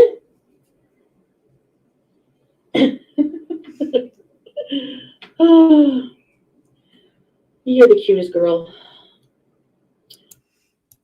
All right, well, I'm not finished squeezing my cat, so I gotta go. So I just wanted to do that PSA today for you, so you don't get it twisted. First off, ma'am, you about 10 years behind on the lingo trying to come through with some sass. Don't get it twisted. That's a decade ago. All right. So just saying. Secondarily, she is trying so hard to come through with some sass when she ain't got nothing to back it. Nothing to back it. And I know a lot of you are overweight. A lot of you are bigger, smaller, my size, whatever. We're all fat. And claiming that somebody based on their physical attributes is only worthy of love if they're like in shape or whatever, because you have a thigh gap. If you're overweight, just when you're standing, spread a little more, your legs apart, you'll have a thigh gap, all right? Something she would, I'm going to just say this. Tom Matt, just spread your legs a little farther and you'll have a thigh gap. This is coming from a woman whose ankles ain't touched in more than 20 years. First off, ma'am, you couldn't put your legs far enough apart to actually create anything resembling a thigh gap. Okay? You might want to just mind your business and quit telling other people any damn thing, because it's just like, ugh. So I'm doing this for myself, my health, no one else. And it will never be about anyone else. Ooh, the lies. Check out that side glance. She a whole ass lie. It's fine to work on yourself, sure. No one's perfect. Even if you're thin, it doesn't mean you're perfect, please. Ain't nobody said that either, bitch. Tell us what you really think without telling us what you really think. You know, like, I hate that attitude. It's so ignorant. I'm a very loving person when I'm in a relationship, and I'm funny and I'm pretty, and everything I bring to the table, my weight has nothing to do with it. No, you're right. It ain't got nothing to do with the weight of your ass. It's got to do with the weight of your wallet, old girl, because you're not as funny as you think you are. You have your moments, and it's usually when you're not trying. Okay? The other thing, too, not trying to sound a kind of way, but people are not laughing with you. They're laughing at you. You really need to learn the difference. The fact is that you've been the butt of so many people's jokes for so fucking long that you think that it's you being funny, and it ain't. Okay? The other thing, too, physically, you might be relatively... Okay, I'm going to say this. I'll just be truthful. Okay? The girl ain't ugly. Physically. You know what I'm saying? Her face, in the face, she is not an ugly girl. It is her fucking attitude and the unwarranted arrogance and the assholery of it all that makes her fucking ugly. She is so worried about her physical presentation that she didn't give two fucks about her being a complete and utter fuckwit of an asshole. So, I'll say this. If by some freak occurrence Chantal got lucky and she lost enough weight to be at the appropriate BMI for her height, she would be a fucking nightmare. She would be Amber Heard on steroids. We go plenty of places. I mean, how can people deny that? I have so many videos of us going out and doing things. I just walked 2 hours yesterday. X'd it out. First off, ma'am, you gave us a 10-minute video where you were sitting for more than half of that time frame. Sure. Okay, yeah, you were at the park for 2 hours, but at least an hour of it was sat on each individual bench that you got to as you passed it. Okay, so I don't want to hear that. Don't try to say I walked for 2 hours. Nah, bitch, we've seen you walk 10 feet and need to sit down. Don't even play. Ain't nobody out here stupid. Another thing, don't be trying to use the fact that you went out to walk as a flex. Okay, that basically just, bully for you. He took you for a walk, which basically makes you like his dog.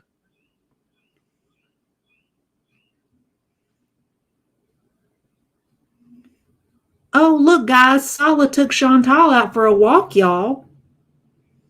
And he gave her ample time to sniff around and pee when she needed to. So, I mean... Hi, Skinny. That's also something you can't say, oh, well, you should go out and do more. We do. Don't you worry. Everyone should worry about themselves and less about what other people are doing with their lives. Ooh, girl, maybe... I hope to God that you got a fucking mirror that you're having these conversations with, because realistically, if you actually were living your life and you were a happy individual, then you wouldn't be worried about what reaction channels have to say, or anybody has to say for you, for that matter. Ma'am, maybe you need to quit preaching to the choir and start taking your own damn advice. Woo, facts. It's the same reason that I don't believe that ALR walked a fucking mile either. Same reason. Took my weight loss offline. I didn't tell anyone, but in real life, for years, I left Girl World. I didn't need the attention. So I'm telling my story to share that people can do it too. Amen, sister. Okay, thank you. So, that's like me saying that most of the female reactors in Gore World can't get a man because of their weird masculine vocal fry. But you have plenty of times over. That's not true, is it? Anyway, thank you guys for having dinner with me and listening to me as always. Like I said, I'm going to try to do a cooking video real soon because I want to make chicken pot pie so bad. We're going to bypass this. I just wanted to show y'all something real fast. All right. So, end of the video. Take a look at this, right? Take a look at her face as she's cutting this camera. So, I guess that's it. I'll see you in the next video. Bye. Y'all see how quick that smile dropped off? How that veil just fell loose? Fell slap off. Didn't even wait until she was off frame. I mean, Jesus, age. The girl is miserable. Miserable. You can't tell me that she don't know all the stuff that we've been saying. I done told y'all. We're going to start seeing this one right here. We're going to start seeing some damage from henceforth. Right, Capone? She can't even fake love us. I mean, come on now.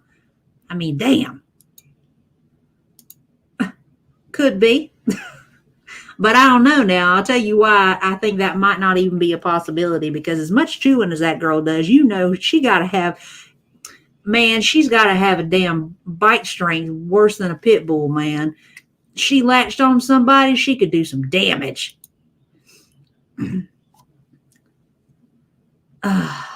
You can't tell me that this one doesn't have it in the back of her mind, no matter how much she tries to avoid it, that she is in a place that she has put herself into, that she's dealing with a man who doesn't give two fucks about her and never will unless she is forking over some cash. Okay? You can't tell me that she loves her body as much as she likes to claim that she does. You know? That you can't tell me that she is a happy person. A happy person does not do the things that she does. Okay?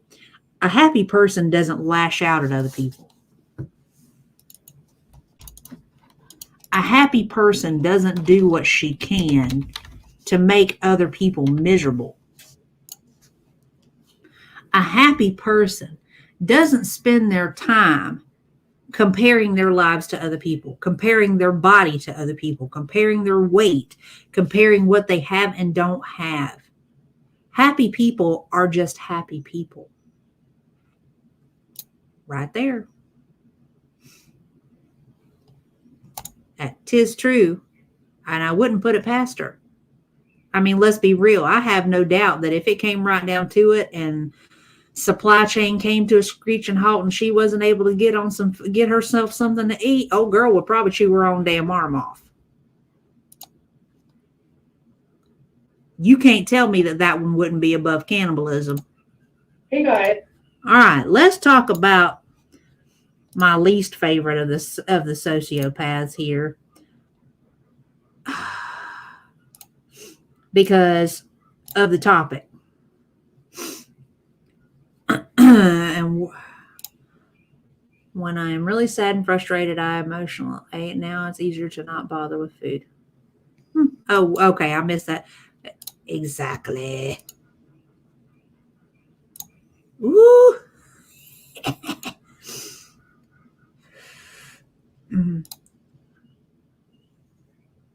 Tis true. Ooh, that's morbid as shit, but I love it.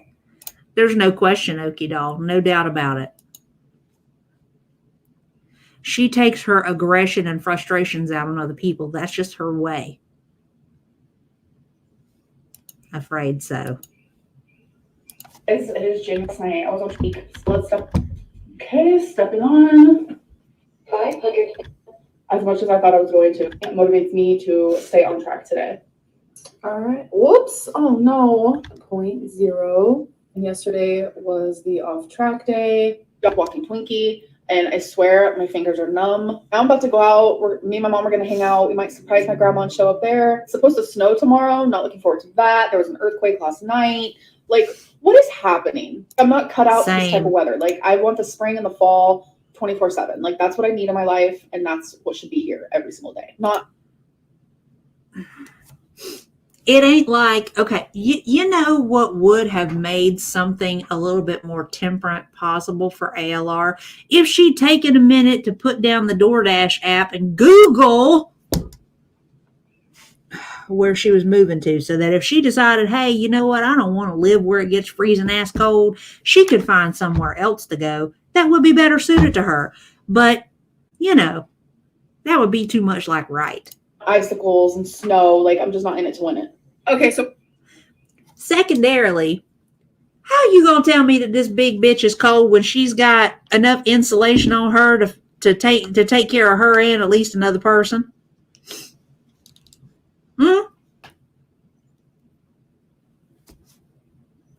I mean, damn.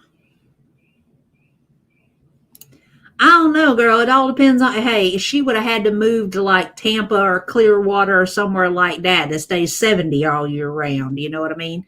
Because like actually where I'm at tonight is supposed to be in the 20s. It's a, yeah. I am not a cold weather fan by any stretch of the imagination, you know, and I feel for people that live in places where it snows and it gets like really, really fucking cold, because I can't deal, you know, I just can't deal. Okay. Add to it, you know, I've noticed this over the years since I've lost weight. I am colder since I've lost weight. And it doesn't really matter, you know, realistically what I do, because here it's a moist cold. I mean, the kind of cold that you feel all the way to your bones. girl, I'm glad you do, but you can enjoy that for both of us. I don't think I could deal with snow. I had a friend that lived in Colorado back years back when I worked for the chicken plant, the chicken company.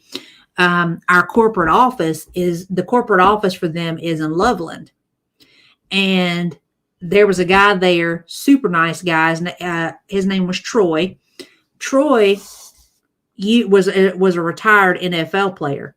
He was like 6'5" and like 280 pounds. He was a big old boy. He was one that I would not want to mess with. But he was the sweetest man. He was a big old teddy bear. But me and him would talk all day long. We would shoot emails back and forth to each other. And he would say, he would call me Double H because of my initials. He'd be like, yo, Double H, you gonna come up here sometime soon and hang out with me? He's like, here we are. And it would be like November. And I would be like, nah, bro. I'm like, it's too cold. He was like, oh, come on. We could go out and have us a good time in the snow. He's like, you love it. I'm like, nah, my dude. I'm like, that weather is made for you. You're built for that sort of thing. I ain't, my guy. I'm like, what needs to happen is if anybody's coming anywhere, you need to come here. He's like, oh, no, hell no, that'd be too hot. I'm like, no, this is the perfect time. You know what I'm saying? And he would be like, no, that's hot. That's hot. I'm like, dude, it's in the 40s. He's like, yeah, I know, that's hot. And I'm like, that's only because, number one, you're bigger than a mountain. I said, and two, you're a dude. I expect it to be too hot for you. We call anyone 6'5" or taller big for no reason. I'm a jealous hobbit woman. Girl, let me tell you, I have not met many women that are that tall, but I have met a buku slew of men who are. And I just look at it as, they just got a little bit of extra fertilizer, you know what I mean? And I don't fault them that, because I love guys that are taller than me, because very rarely do I meet guys that are my height or taller that actually want to date somebody that's my height. Most guys want a little dainty girl like you, Cal. You know what I'm saying? I mean, I ain't met a guy yet. There's been one guy in my past that I dated that was taller than me, and he was only like an inch or two taller than me. But those guys that are 6'2", 6'3", 6'4", I would love to have me one, because honestly, they would make me feel girly. They would make me feel feminine because of their size, if that makes sense. But I have this tendency to attract guys that are 5'7" and 5'8" and 5'6", and it's just like, it's kind of awkward, if you know what I mean. Not that shorter men can't be masculine. It's just kind of an awkward predicament to find oneself in, especially when you're a female who happens to be tall. And don't be jealous of anybody taller than you, Cal, because I'm going to tell you, being a tall girl, yeah. See, me too. Being a tall girl comes with disadvantages, just like everything else. There are videos like, it's really difficult to wear heels, especially if you date a man who's shorter than you or the same height as you. It's difficult to find clothes, that fit you lengthwise, unless you pay extra. And not every company that offers tall length pants actually offer them in a length that is necessary to ensure that you're getting adequate coverage. Having to squinch down to take pictures with people who are shorter than you, stuff like walking into shit that most people wouldn't walk into, hitting your head getting in and out of the car because, sometimes you miscalculate, such a thing. There are disadvantages to every height, And well, that's an unfortunate side effect of getting older. Skinny, you got to remember, make sure to take your HRT, gal, so you don't lose no more bone density. We got to stay on top of keeping them bones as strong as we can. You know what I'm saying? Girl, yes, ma'am. Yes, ma'am. Well, the difference is, Miss Inspiration, you a tall, thin thing. I can tell by your face, girl. You got that tall and lean thing going on. I wish I had that. Ooh, I wish I had that. Man, y'all, I'm going to tell you real talk. If I could be 5'10" and be 150 pounds and it looked good on me, y'all wouldn't be able to tell me nothing. Not a thing in the world. Peace, baby. I am actually 5'10". Hi. Hi, Booze. I see you. Can we pick a spot? Thank you. I'm taking large amounts of calcium daily. Well, okay, good. At least you're staying on top of it. But you know you got to have your vitamin D to help your body absorb the calcium. And of course, your HRT I got to send you that link for that company. I completely forgot about that. My bad, Skinny. I'll send that to you after I get off of here. Because like the hormone replacement helps your body use those too to keep you from losing bone density. So I'll make sure to send that to you after we get off of the live. All righty. We're about to go into this place called Store. We're going to skip this because this was basically just fuck shit. But it is Right. The million times. super cute. This was all padding. I stopped vlogging yesterday, and then my grandma took me and my mom out to her favorite restaurant. So I was just spending quality time with them. I need to not do that. Can go late nighttime where I slip up but I'm hopeful. Like turkey wing and beef patties just sounded so good. I don't care. Let's get to the part I was looking for here, for fuck's sake. I just ordered a couple more Lego brand Legos off of Amazon. They're not like any like huge ones or anything. 5.2. I'm so proud of that. And in total, this year so far, which has only been 15 days, I'm down 8.4 pounds, which I'm very happy with that because my goal is to lose 100 pounds this year. And to reach that goal, I just need to lose 1.9 pounds a week. That is it. So I'm already like way ahead of schedule. I am so proud of this weigh-in. Yay. Okay, guys. So I went on to... First off,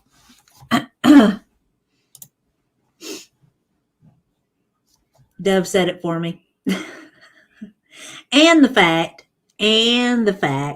okay, we're talking about water weight. We're talking about a lot of mofo and water weight, okay? Well, here's the deal, okay? Right now, fun. I'm 5'10", I'm 190, and I wear a size 14. Now, I imagine that if I went through the whole rigmarole of having skin removal done, and I dropped off that last little 10, 12, 15 pounds that I got left that I want to get off of me, before I kicked all this hormone weight on, I was in a size 12. And if I'd had all the skin removal done, I would probably be a size 10. But I'm not willing to invest the money for the skin removal because I don't have such a drastic amount that it's causing me issues. Like I don't have the skin irritation. I don't have any of that. It's just loose skin. It just makes me look like I'm roly-poly, even though I ain't roly-poly. So, it is what it is. I just kind of roll with it. The way I figure it, there'll be somebody who wants to see me naked, even if I got skin all over. So, and we know men are simple creatures. They don't really care what your body looks like, just so long as they get to see it when there's no clothes on. So way I figure it, only one is bothering is me. Anyway, backtracking. Old girl being super proud of 8 pounds is like saying, I'm fucking proud for breathing. I mean, I'm sorry, but right. I'm sorry, but until you get to, I am not fixing to applaud neither one of these heifers until they get to 50 pounds or more. Okay? I'm especially not giving nobody no props for 8 pounds or 15 pounds when they weigh 350 or more. Secondarily, I don't believe in nary motherfucking bit of it because, okay, if there was any actual weight loss involved, you'd be able to see it. On somebody like Amber, almost 10 pounds would be noticeable. Okay, what a lot of people don't really grasp, except for those of us that have had some sort of substantial weight loss, we know. Okay. weight is lost from the body from the outside in. So you see it in your hands, you see it in your face, you see it in your feet, your legs. Then you start to see it from the trunk of the body. If this one had dropped almost 10 pounds, we would notice a difference in her face right off the get-go. And the same way with Foodie. That's another reason I don't believe what Foodie's got to say. Because no offense, 15 pounds in, that's a pretty decent amount. There is not one change to Foodie's appearance in the slightest. Not one bit. Okay? I don't fucking believe it. When I gain weight, when other people gain weight, you can see it. You can see it in somebody's face.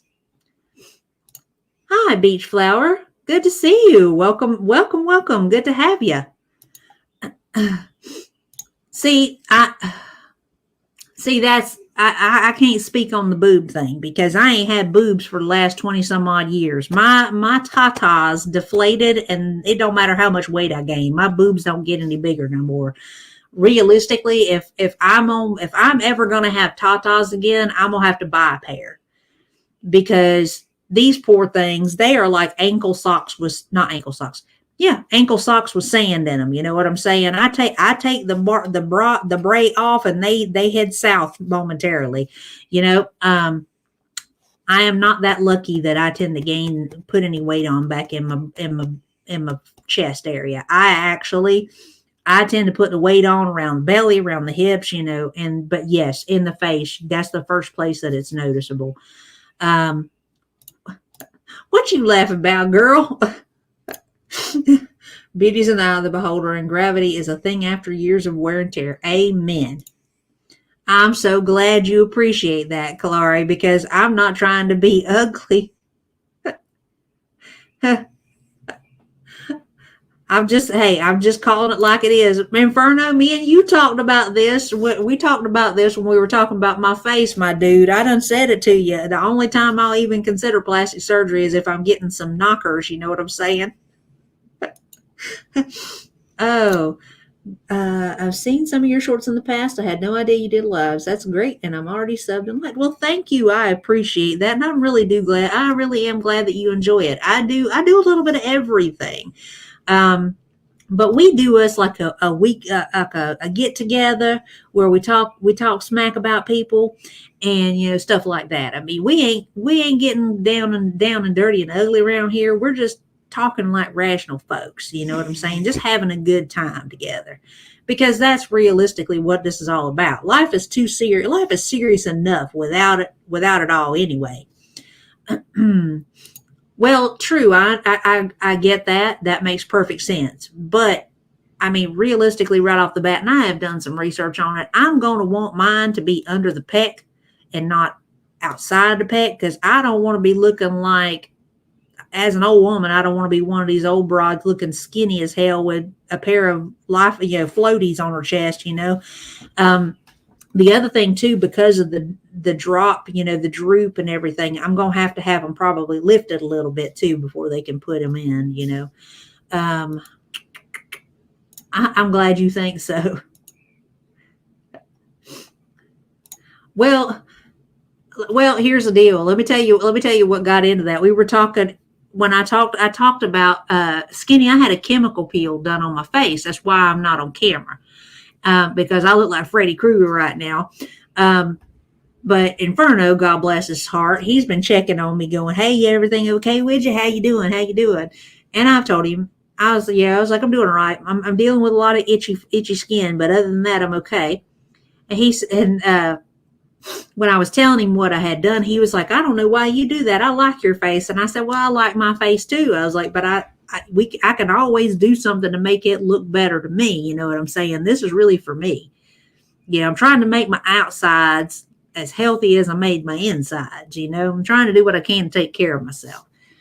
And I said, I'm trying to avoid having a facelift as long as humanly possible. And he was like, oh no, you don't want to do that. I said, you're right. I don't want to do that. I said, the only surgery that I would consider at this point or anytime soon would be me buying a pair of tatas. And let me tell you, he did not even he didn't even spare a breath to respond to it. He just kept right on going about my face. He was just like, I'm not going there. He's a smart guy. I got to hand it to him. You know what I mean?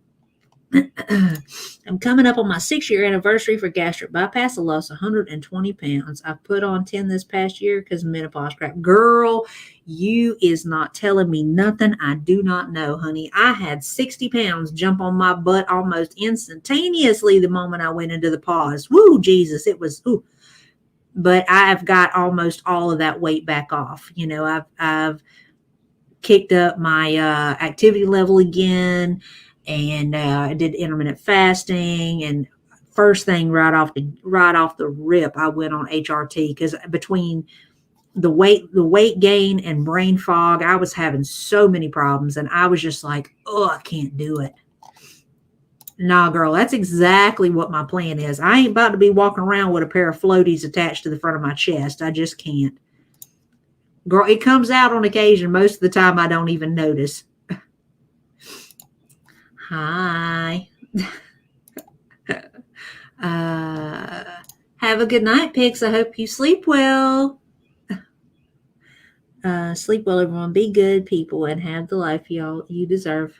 I'm down with that. Amber's not a weight loss channel except when she's struggling for content. Oh, that's facts. I'll take all the surgeries, girl. Well, I gotta tell you, real talk, Beach. I was really young. Like I had the gastric bypass done. I was 21 or 22 when I had it done. So I was super young. So that right there was part of what saved me from a lot of the skin droop, because my skin was still young enough that the elasticity was still really good. You know, the little bit and add to it, you know, I was going to the gym pretty regularly that first year after, and doing toning and stuff like that to try to help my body. What I've got left over is I'm just kind of stuck with, but the way I figure it, it's not causing me no harm. And, you know, the only person that's bothered by it is me. So I'll just deal, you know what I'm saying? But I will at some point eventually maybe buy me some boobs. So be on the lookout for me going, hey, add to the boob fund. Well, thus far, Skinny, I'm not really done. The way this particular peel, your skin does do some peeling during the week, but you're supposed to go in and they actually peel everything off for you at the end of the week. At this point where I have peeled, where my skin has come loose in enough of a section, I'm going to tell you, my skin is so ridiculously soft. I've been doing recording and everything on it so that I can show you guys the process and how it, you know, going through the week, because, you know, you do 2 rounds of, they apply the solution to your face 2 days in a row. And then you kind of leave it for a week, and then you go back and have the skin removed. But from what I gather, the results that I have seen, it does amazing things. And I'm really looking forward to how the end results, you know, their end results are going to be at the end. No, I actually have not. This will be the first one that I've done. And it'll be a little while. It'll be a little while before I do it again, because it was uncomfortable. It was very uncomfortable. Yeah, but I mean, the idea of having my face all swole up and not being able to talk comfortably or chew comfortably, I'm just like, I'm just gonna do what I can to try to stay ahead of it. You know what I'm saying? To keep that from being an issue, so that I won't really need a facelift, you know.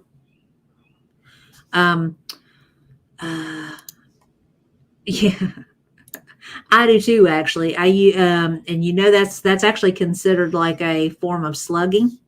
And I actually have videos where I've talked about that. Like I did that stuff for like a week straight and was doing like talking about it, you know, but it makes your skin like super duper soft.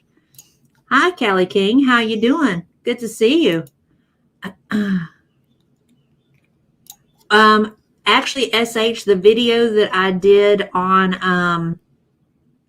the skincare products that I use, there's actually like a glycolic acid wipe thing that you can buy off of Amazon that you can do like a couple of times a week, and it does some of that peeling like that. It helps take off the dead skin. Take a look at it, because like I've got that, and I've got like all the other products and stuff that I use regularly and what they do and why I use them and stuff like that. See, that would be the deal too. If I were to do anything, it would probably be that, and have, because I mean, hell, they're already there. I'm going to be miserable anyway. Give me a tummy tuck and give me a boob. Well, instead of a facelift, give me a tummy tuck and a boob job, and I'll be good to go. It actually works really well, Beach. And what I do at night before I go to bed is like I'll use my regular facial products, like my hyaluronic acid and my vitamin C and stuff like that. You put each one on, let it sit for about 2 minutes. You do your next product, let it sit for a couple minutes. And at the end, you put the castor oil on top, because it helps to, the castor oil actually kind of is kind of like slugging. It kind of helps lock everything into the pores so that the products that you've put on before it actually stays on longer. So it's not rubbing away when you're sleeping. So fun fact, now you know. I absolutely do recommend it, though. It's actually really, really great. Yeah, see, I'm in agreement with that. I mean, I've been doing the castor oil for a while now, a few months, and it is amazing. It is amazing for the skin. Let's see. The only thing I've noticed is her cardigans don't fit her right. They should come over her shoulders and drape in front. She barely covers her shoulders. Well, but that could be a her thing and not a weight thing. It's not comfortable. Let's say it like that. It would actually particularly depend on one's individual pain threshold, because like me, I've got a pretty high pain threshold. And it probably would bother others more than it bothered me, but I will have a video out on that coming up probably after tomorrow, because I'm supposed to go see her to have all this stuff peeled. And I'll show you guys what that looks like, and then we'll talk about it and all that stuff. And I'll be able to show you pictures like before and the picture after they peeled the skin. So be on the lookout for that, because this is actually my first time doing this to this level. And obviously I'm going to share it with y'all, because I'm all for everybody taking care of themselves. I want us all to be hot mamas when we in the nursing home together. You know what I mean? I don't know about the constipation thing, but what I will say that I noticed is like whenever I put the castor oil in my belly button before I go to bed, I tend to sleep better. As weird as that might sound, but I've noticed that whenever I haven't used it, I don't sleep as well as when I do use it. And I actually don't, like on the nights that I don't use melatonin on the days that I'm off. Like if I'm going to bed, I don't have to be at work, I don't use melatonin. So having the castor oil work, and it helps me sleep well and helps me go to sleep easier. I'll take all the benefits that I can get on it. You know what I mean? Absolutely. Hey, learn, add to it. SH, I also included some of the supplements that I take, over the counter supplements that I take, because, there are varying things that you can take that are actually good for your skin that help systemically. So go get you some education on, girl. I want, like I said, I want all of us to be hot mamas in the nursing home together. You know what I mean? Oh, absolutely. And I do that too. I'm actually one of them ones that got caught up in water talk, the flavored water deal. Girl, I'd be for real hydrated.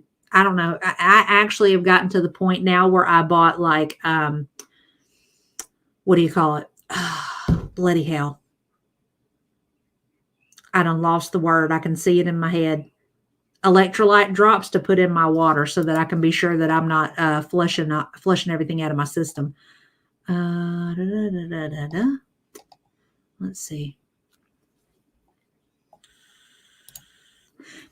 Well, I have the ordinary one too, the 2%, the red solution. You know which one I'm talking about. I normally do that once a week because, it's not good for you to do that all the time. It's a little bit more harsh than the glycolic acid pads I was telling you about. But yeah, you can do that and it takes off you're not like peeling like lizard peeling or nothing like that. You're just a little flaky. And as soon as you wash your skin, you're good to go again. Holy moly, I done got behind on the chat. Let's see. I found that magnesium works better. Well, I tried that, and actually all the magnesium did was upset my stomach. The melatonin works really great for me. Let's see.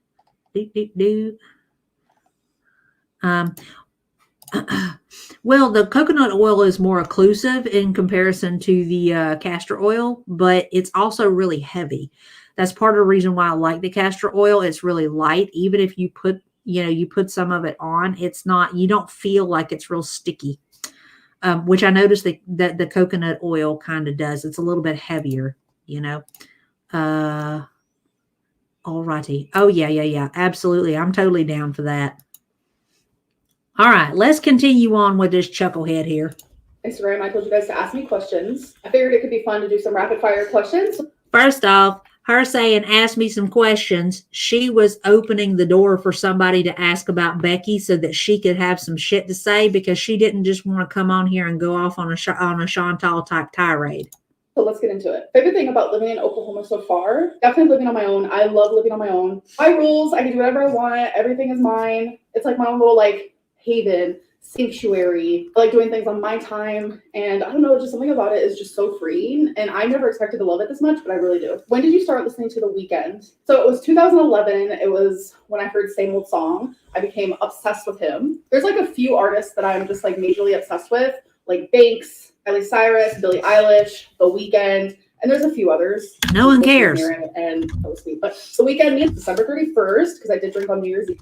I kind of like the single life. I'm missing with her specifically. What are your thoughts on sending nudes? So honestly, that is something that I low-key do. X'd out. Goes out to anybody. You have to be X the motherfucking doubt. If she is sending anything that looks like a salty picture, not a salty picture, a spicy picture, she is pulling a Chantal where she's snatching them tatas out of that bra so that they're holding them boobs up, okay? And she is taking the boobs in the face, and that's all she's sending. There ain't no way in the Sam shit she is taking anything from tata level down. No way. Number one, old girl would have to put her phone on a selfie stick to find that hoo-ha to take a picture of it, okay? Just saying. Sister ain't seen that hoo-ha without the use of a mirror or a selfie stick in over a decade.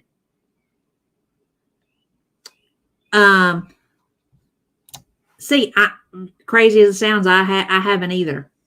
I mean, I know who she is. I've seen pictures of her and all, but nope.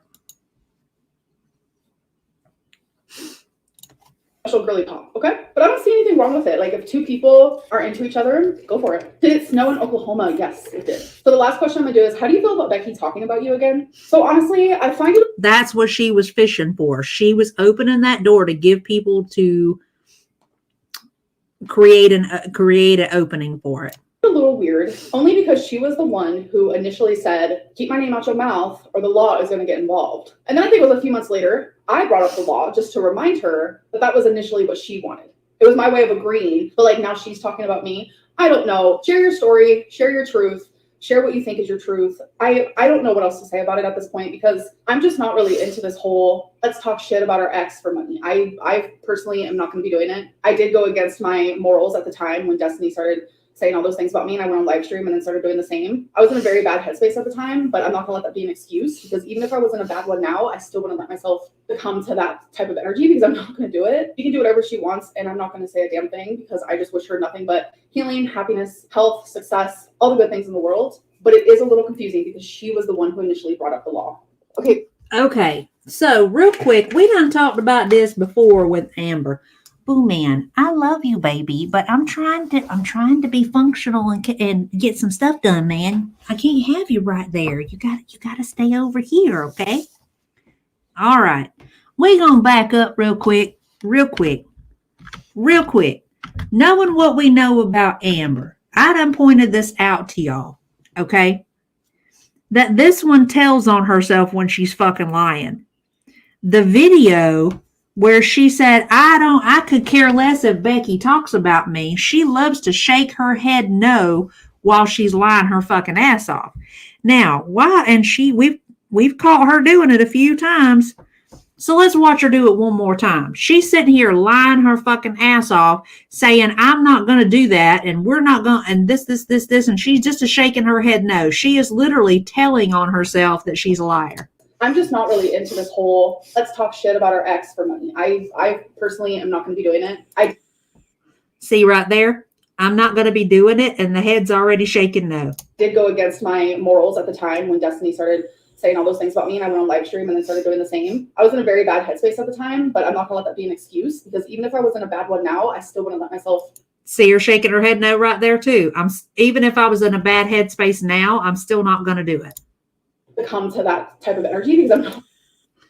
Steady shaking that head no. She's saying, I'm not going to do this. I'm not going to do that. I'm not going to do that.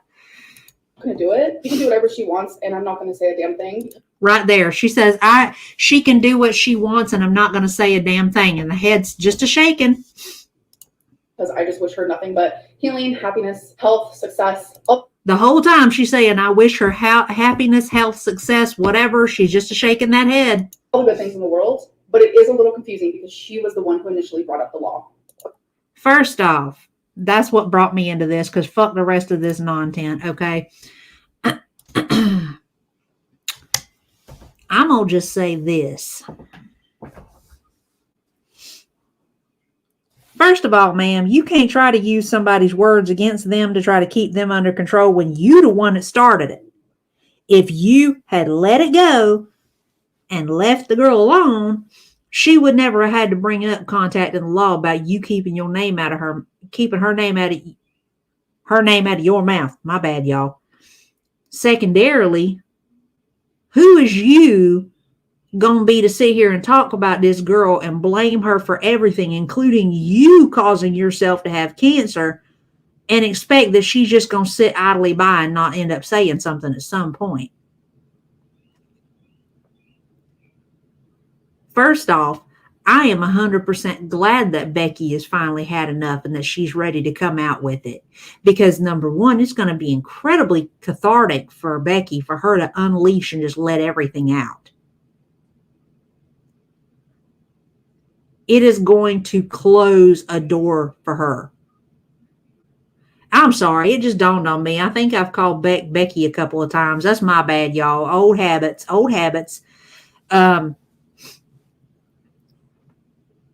But personally, I hope every bit of it comes out.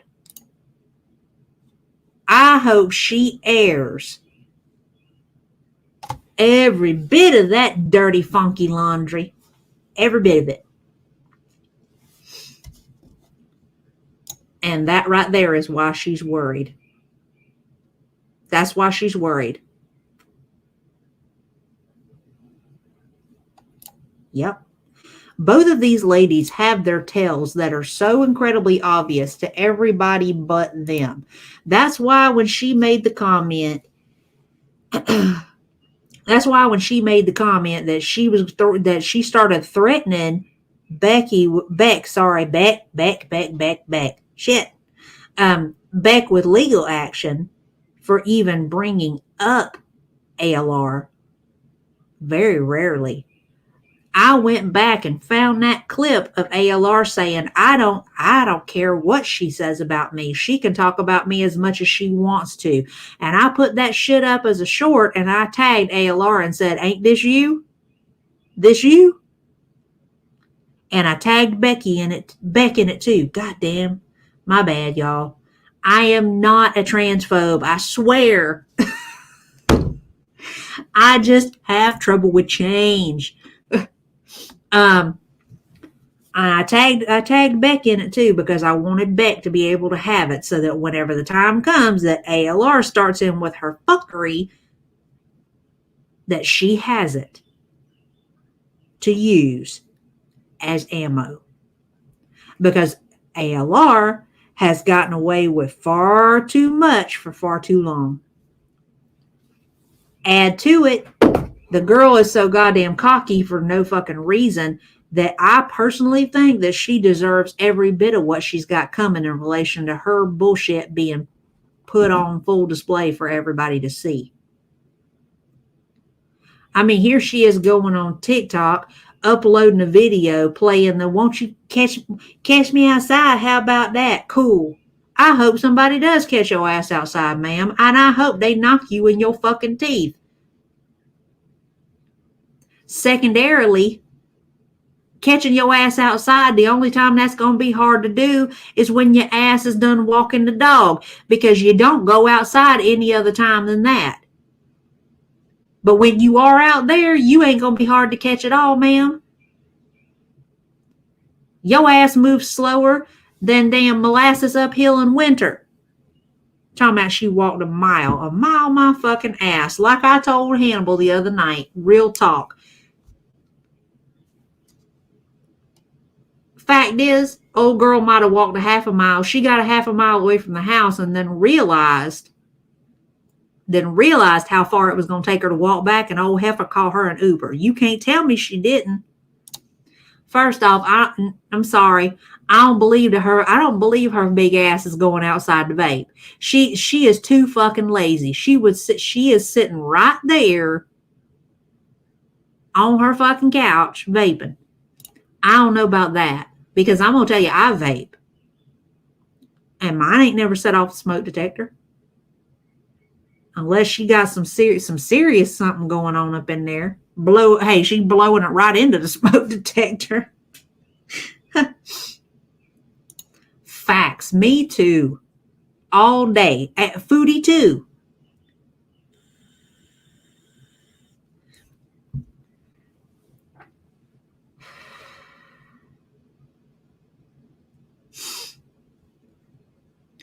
Me too, Miss T. And I'm going to say this. Outright. Well, we talking about Casey, and Casey was a child when that happened. First off, I know a foot and some change on the girl, and I'm a hell of a lot more active than her. But there wouldn't be no conversation. I wouldn't say a fucking thing. I'd walk up, bust them in the chops, and say, "Karma's a bitch, ain't it?" And walk the fuck away. And I'd be long gone before she ever even got her ass up off the ground to even call somebody for some help.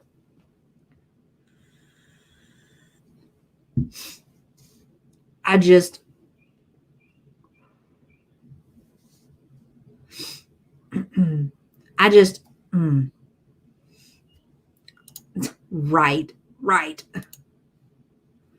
See, I've never had the vape set off the fire alarm, but I have had the shower do it. When I first moved in, right when I first got here, after I stayed here, the night after I had my alarm system put in, and my master bathroom wasn't ready yet because I was in there painting, but I used the guest bathroom to bathe, and the sensor for the fire alarm is right outside of the bathroom. Well, when I opened the door, all the steam went out and it set off the alarm. The company was calling me going, "Hey, is everything okay?" And I'm like, "Yeah." I'm like, "I don't know what did that." And they were like, well, what were you doing before it happened? I'm like, well, I just got out of the shower. And they were like, oh, okay, well, where's the bathroom? Where's the fire? Where's the alarm in comparison to the bathroom? And I'm like, right outside the door. And they, me and the person from ADT actually ended up just kind of laughing about it. I'm like, that's just the craziest thing ever. I'm like, okay, got it. Yeah, see, and I've never had that happen, pretty much anywhere, either of my places, like, and even the rental property, doesn't do it there either. Speaking of, I got to remember to go back over there and turn the water off tomorrow. I had to go set everything to drip tonight because of the temperatures.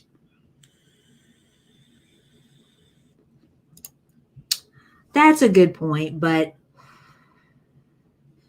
we're not talking about the brightest bulb. I mean, she could go into her closet that she loves to stream from, and puff a minute or two and then go back out to a common area. But, what do we know?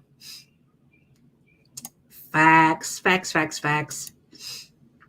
Yes, I have. He asked me why his membership paused. He's okay. Very busy working. I haven't asked him anything yet since New Year's. I know, scared the crap out of me like a crazy woman running up and down through the house. I bet that was a sight, girl.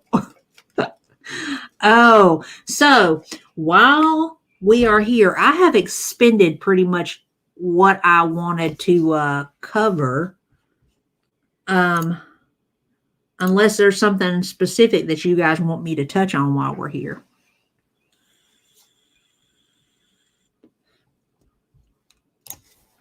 I know a lot of people ain't crazy about Allah, but I think the dude's funny. I don't think he's got any tea or anything, but I just think he's an entertaining guy.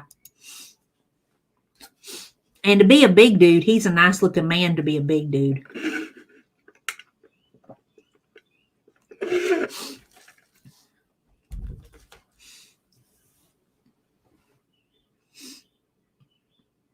He just seems like the type of guy that he would just be fun to sit down and chop things up with and just laugh and cut up,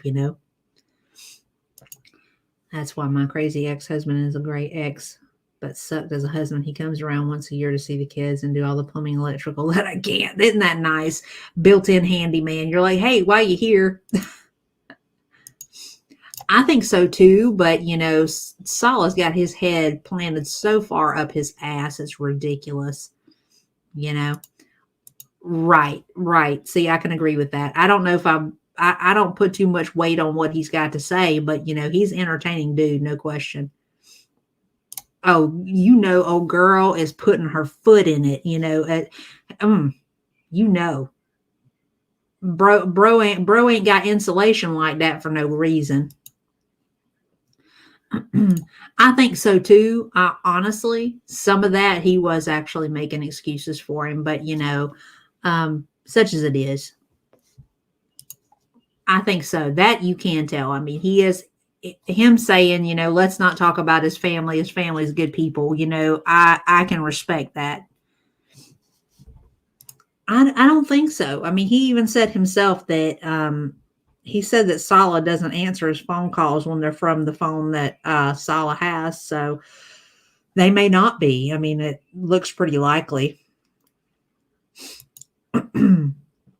Okay. All right, y'all. We got it. Y'all got anything y'all want me to go over while we're here?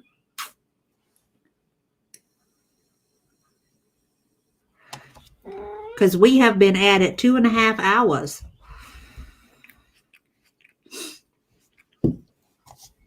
Oh, yeah, that was hysterical. I don't think so. I don't think they were. Because he was in this most recent trip, he was in the Philippines. Agreed. See, this is what happens when I get together with y'all. We get so caught up in conversation and cutting it up and making fun of foolishness that we just lose track of time. Yep. See, that's what I figured. Oh my goodness. Hello, Boos. Hello, Boo-mans. Oh, good boy. You are such a sweet boy. You are. Hello, handsome face. Hello, Mr. Handsome Face.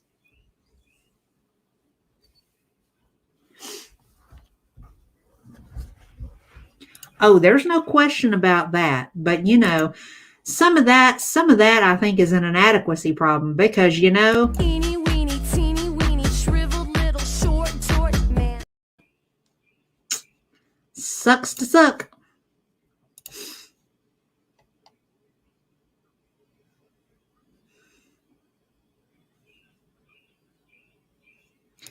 Oh, look at that. Thank you, Summer Cats. I appreciate that. Thank you so much for the super chat celebrating my clean MRI. 1 year, no brain tumor recurrence.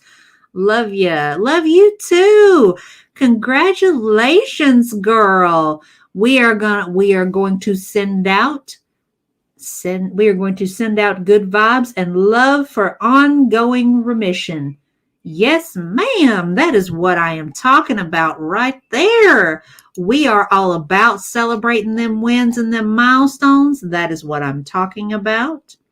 So, yeah, that's what I'm talking about. Girl. Sal, girl, you gonna hear it pretty regularly around these parts. I actually had somebody ask me specifically what that song was so they could go back and look it up. I was like, whoops. I'm like, we done turned somebody on to the 90s. Let's see. Okay, Beach Flower. Well, I'm really glad that you were here to hang out with us. I'm glad you made it when you did. I hope you enjoy the rest of it.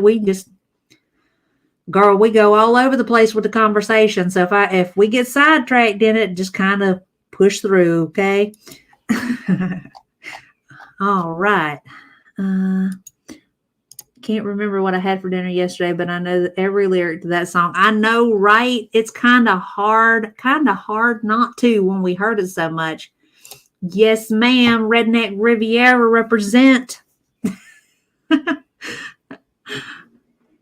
It is so nice to come on here and actually have somebody know what that is because that's a specific to this particular area sort of thing, cats, so man. Yep.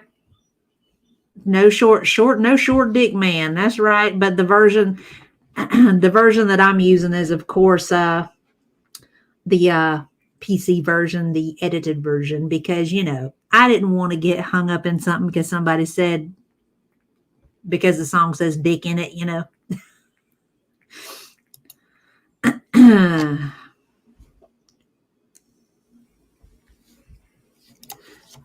Agreed. I'm sorry, but Murad gives like used car salesman on steroids. He's just very creeptastic. He wigs me out, yo. Gives me the skeevy. Thank you, Patricia. I don't know how calming I am. I mean, I'm over here cussing like a sailor on shore leave, but yeah. I'm glad you like it though. Right. I try to stay away from like the explicit versions of stuff just because, like even like when I'm in my vehicle, if I'm listening to stuff, usually I'm listening to like a radio edit version because I don't want to offend people and you have really no control over who's around to hear things. And I don't really want to have, shit blaring like that and cursing and stuff with like little kids. Cause you pull up to a store, you can't control how many children are around who hear that. I'm trying not to contribute to the delinquency of anybody, Right. Skeevy. Facts. Yep. You need some tweezers to put that little thing away?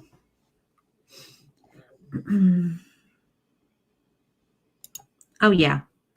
No doubt about it. No question.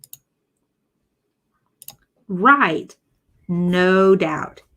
I'm glad it ain't just me seeing it. I mean, from like the very beginning when he first showed up, just his overall manner, I was just like, nah.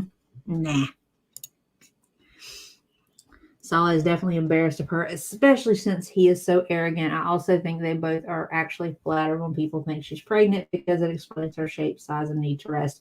Well, I don't know if they are flattered. I think they're probably more relieved than flattered. Oh, I agree.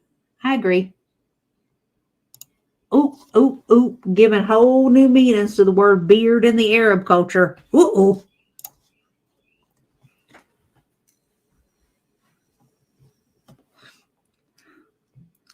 Sala and Murad sitting in a tree. Kissing.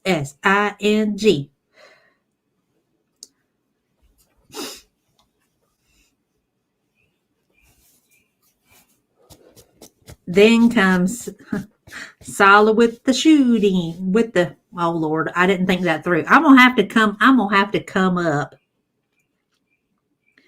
to come up with an alternate version for that so that we can actually start using that. But I was trying to go the shit route, you know.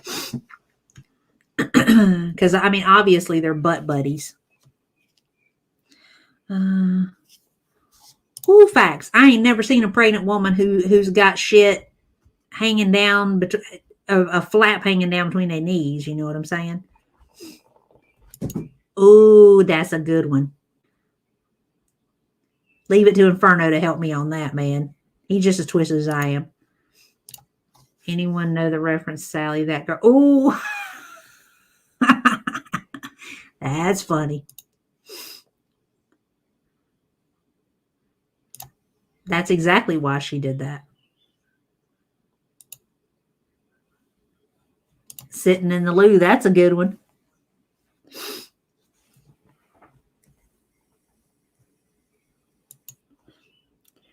Oh, the water sports, the hobby. Couldn't you just see it on their HOA application? We're a happily married couple who's into water sports and pool play.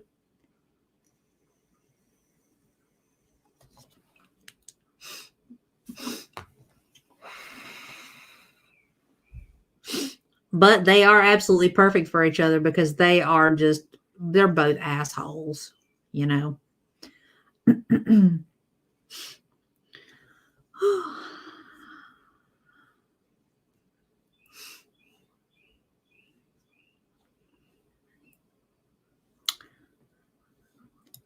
Mm-hmm.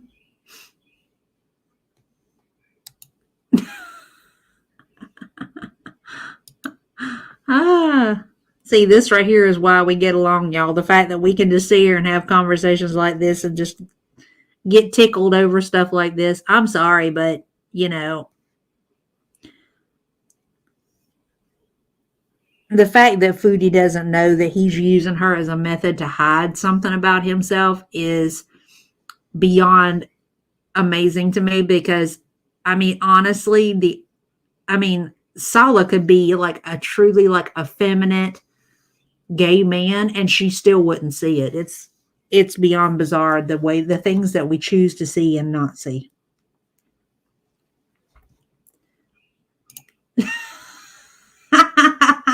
That's funny.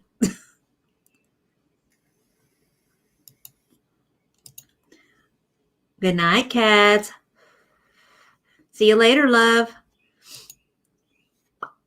Oh, I agree, but we know old girl's a fool. You know, there's no doubt about it.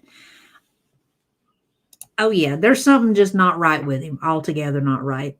And him having a butthole fetish just kind of, you know, it's kind of giving it a little bit of merit, you know. Ew. Oh, no.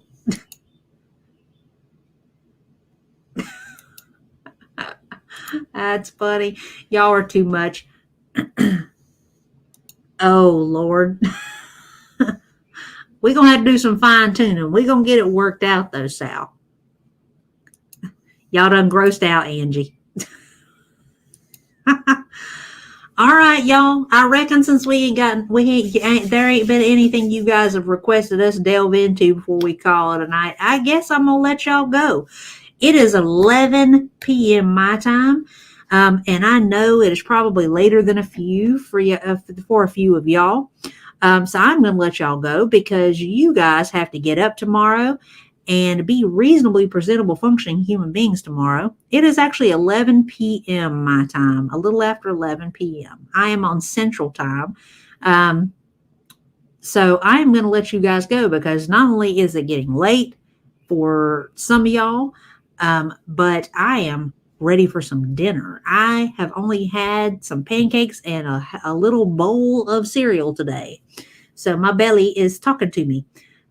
So did you now? I'm gonna have to go take a look at that, and if I can file it away for the next go round. We'll be able to laugh at her foolishness for a second time. I appreciate all of you guys for hanging out with me tonight. I have had an amazing time as always. I appreciate each and every single one of you for being here and cutting up with me. Thank you to everybody on the replay gang. Hope you guys have enjoyed it. Hope you have a wonderful day tomorrow, and I will catch up with you guys soon. Bye, y'all.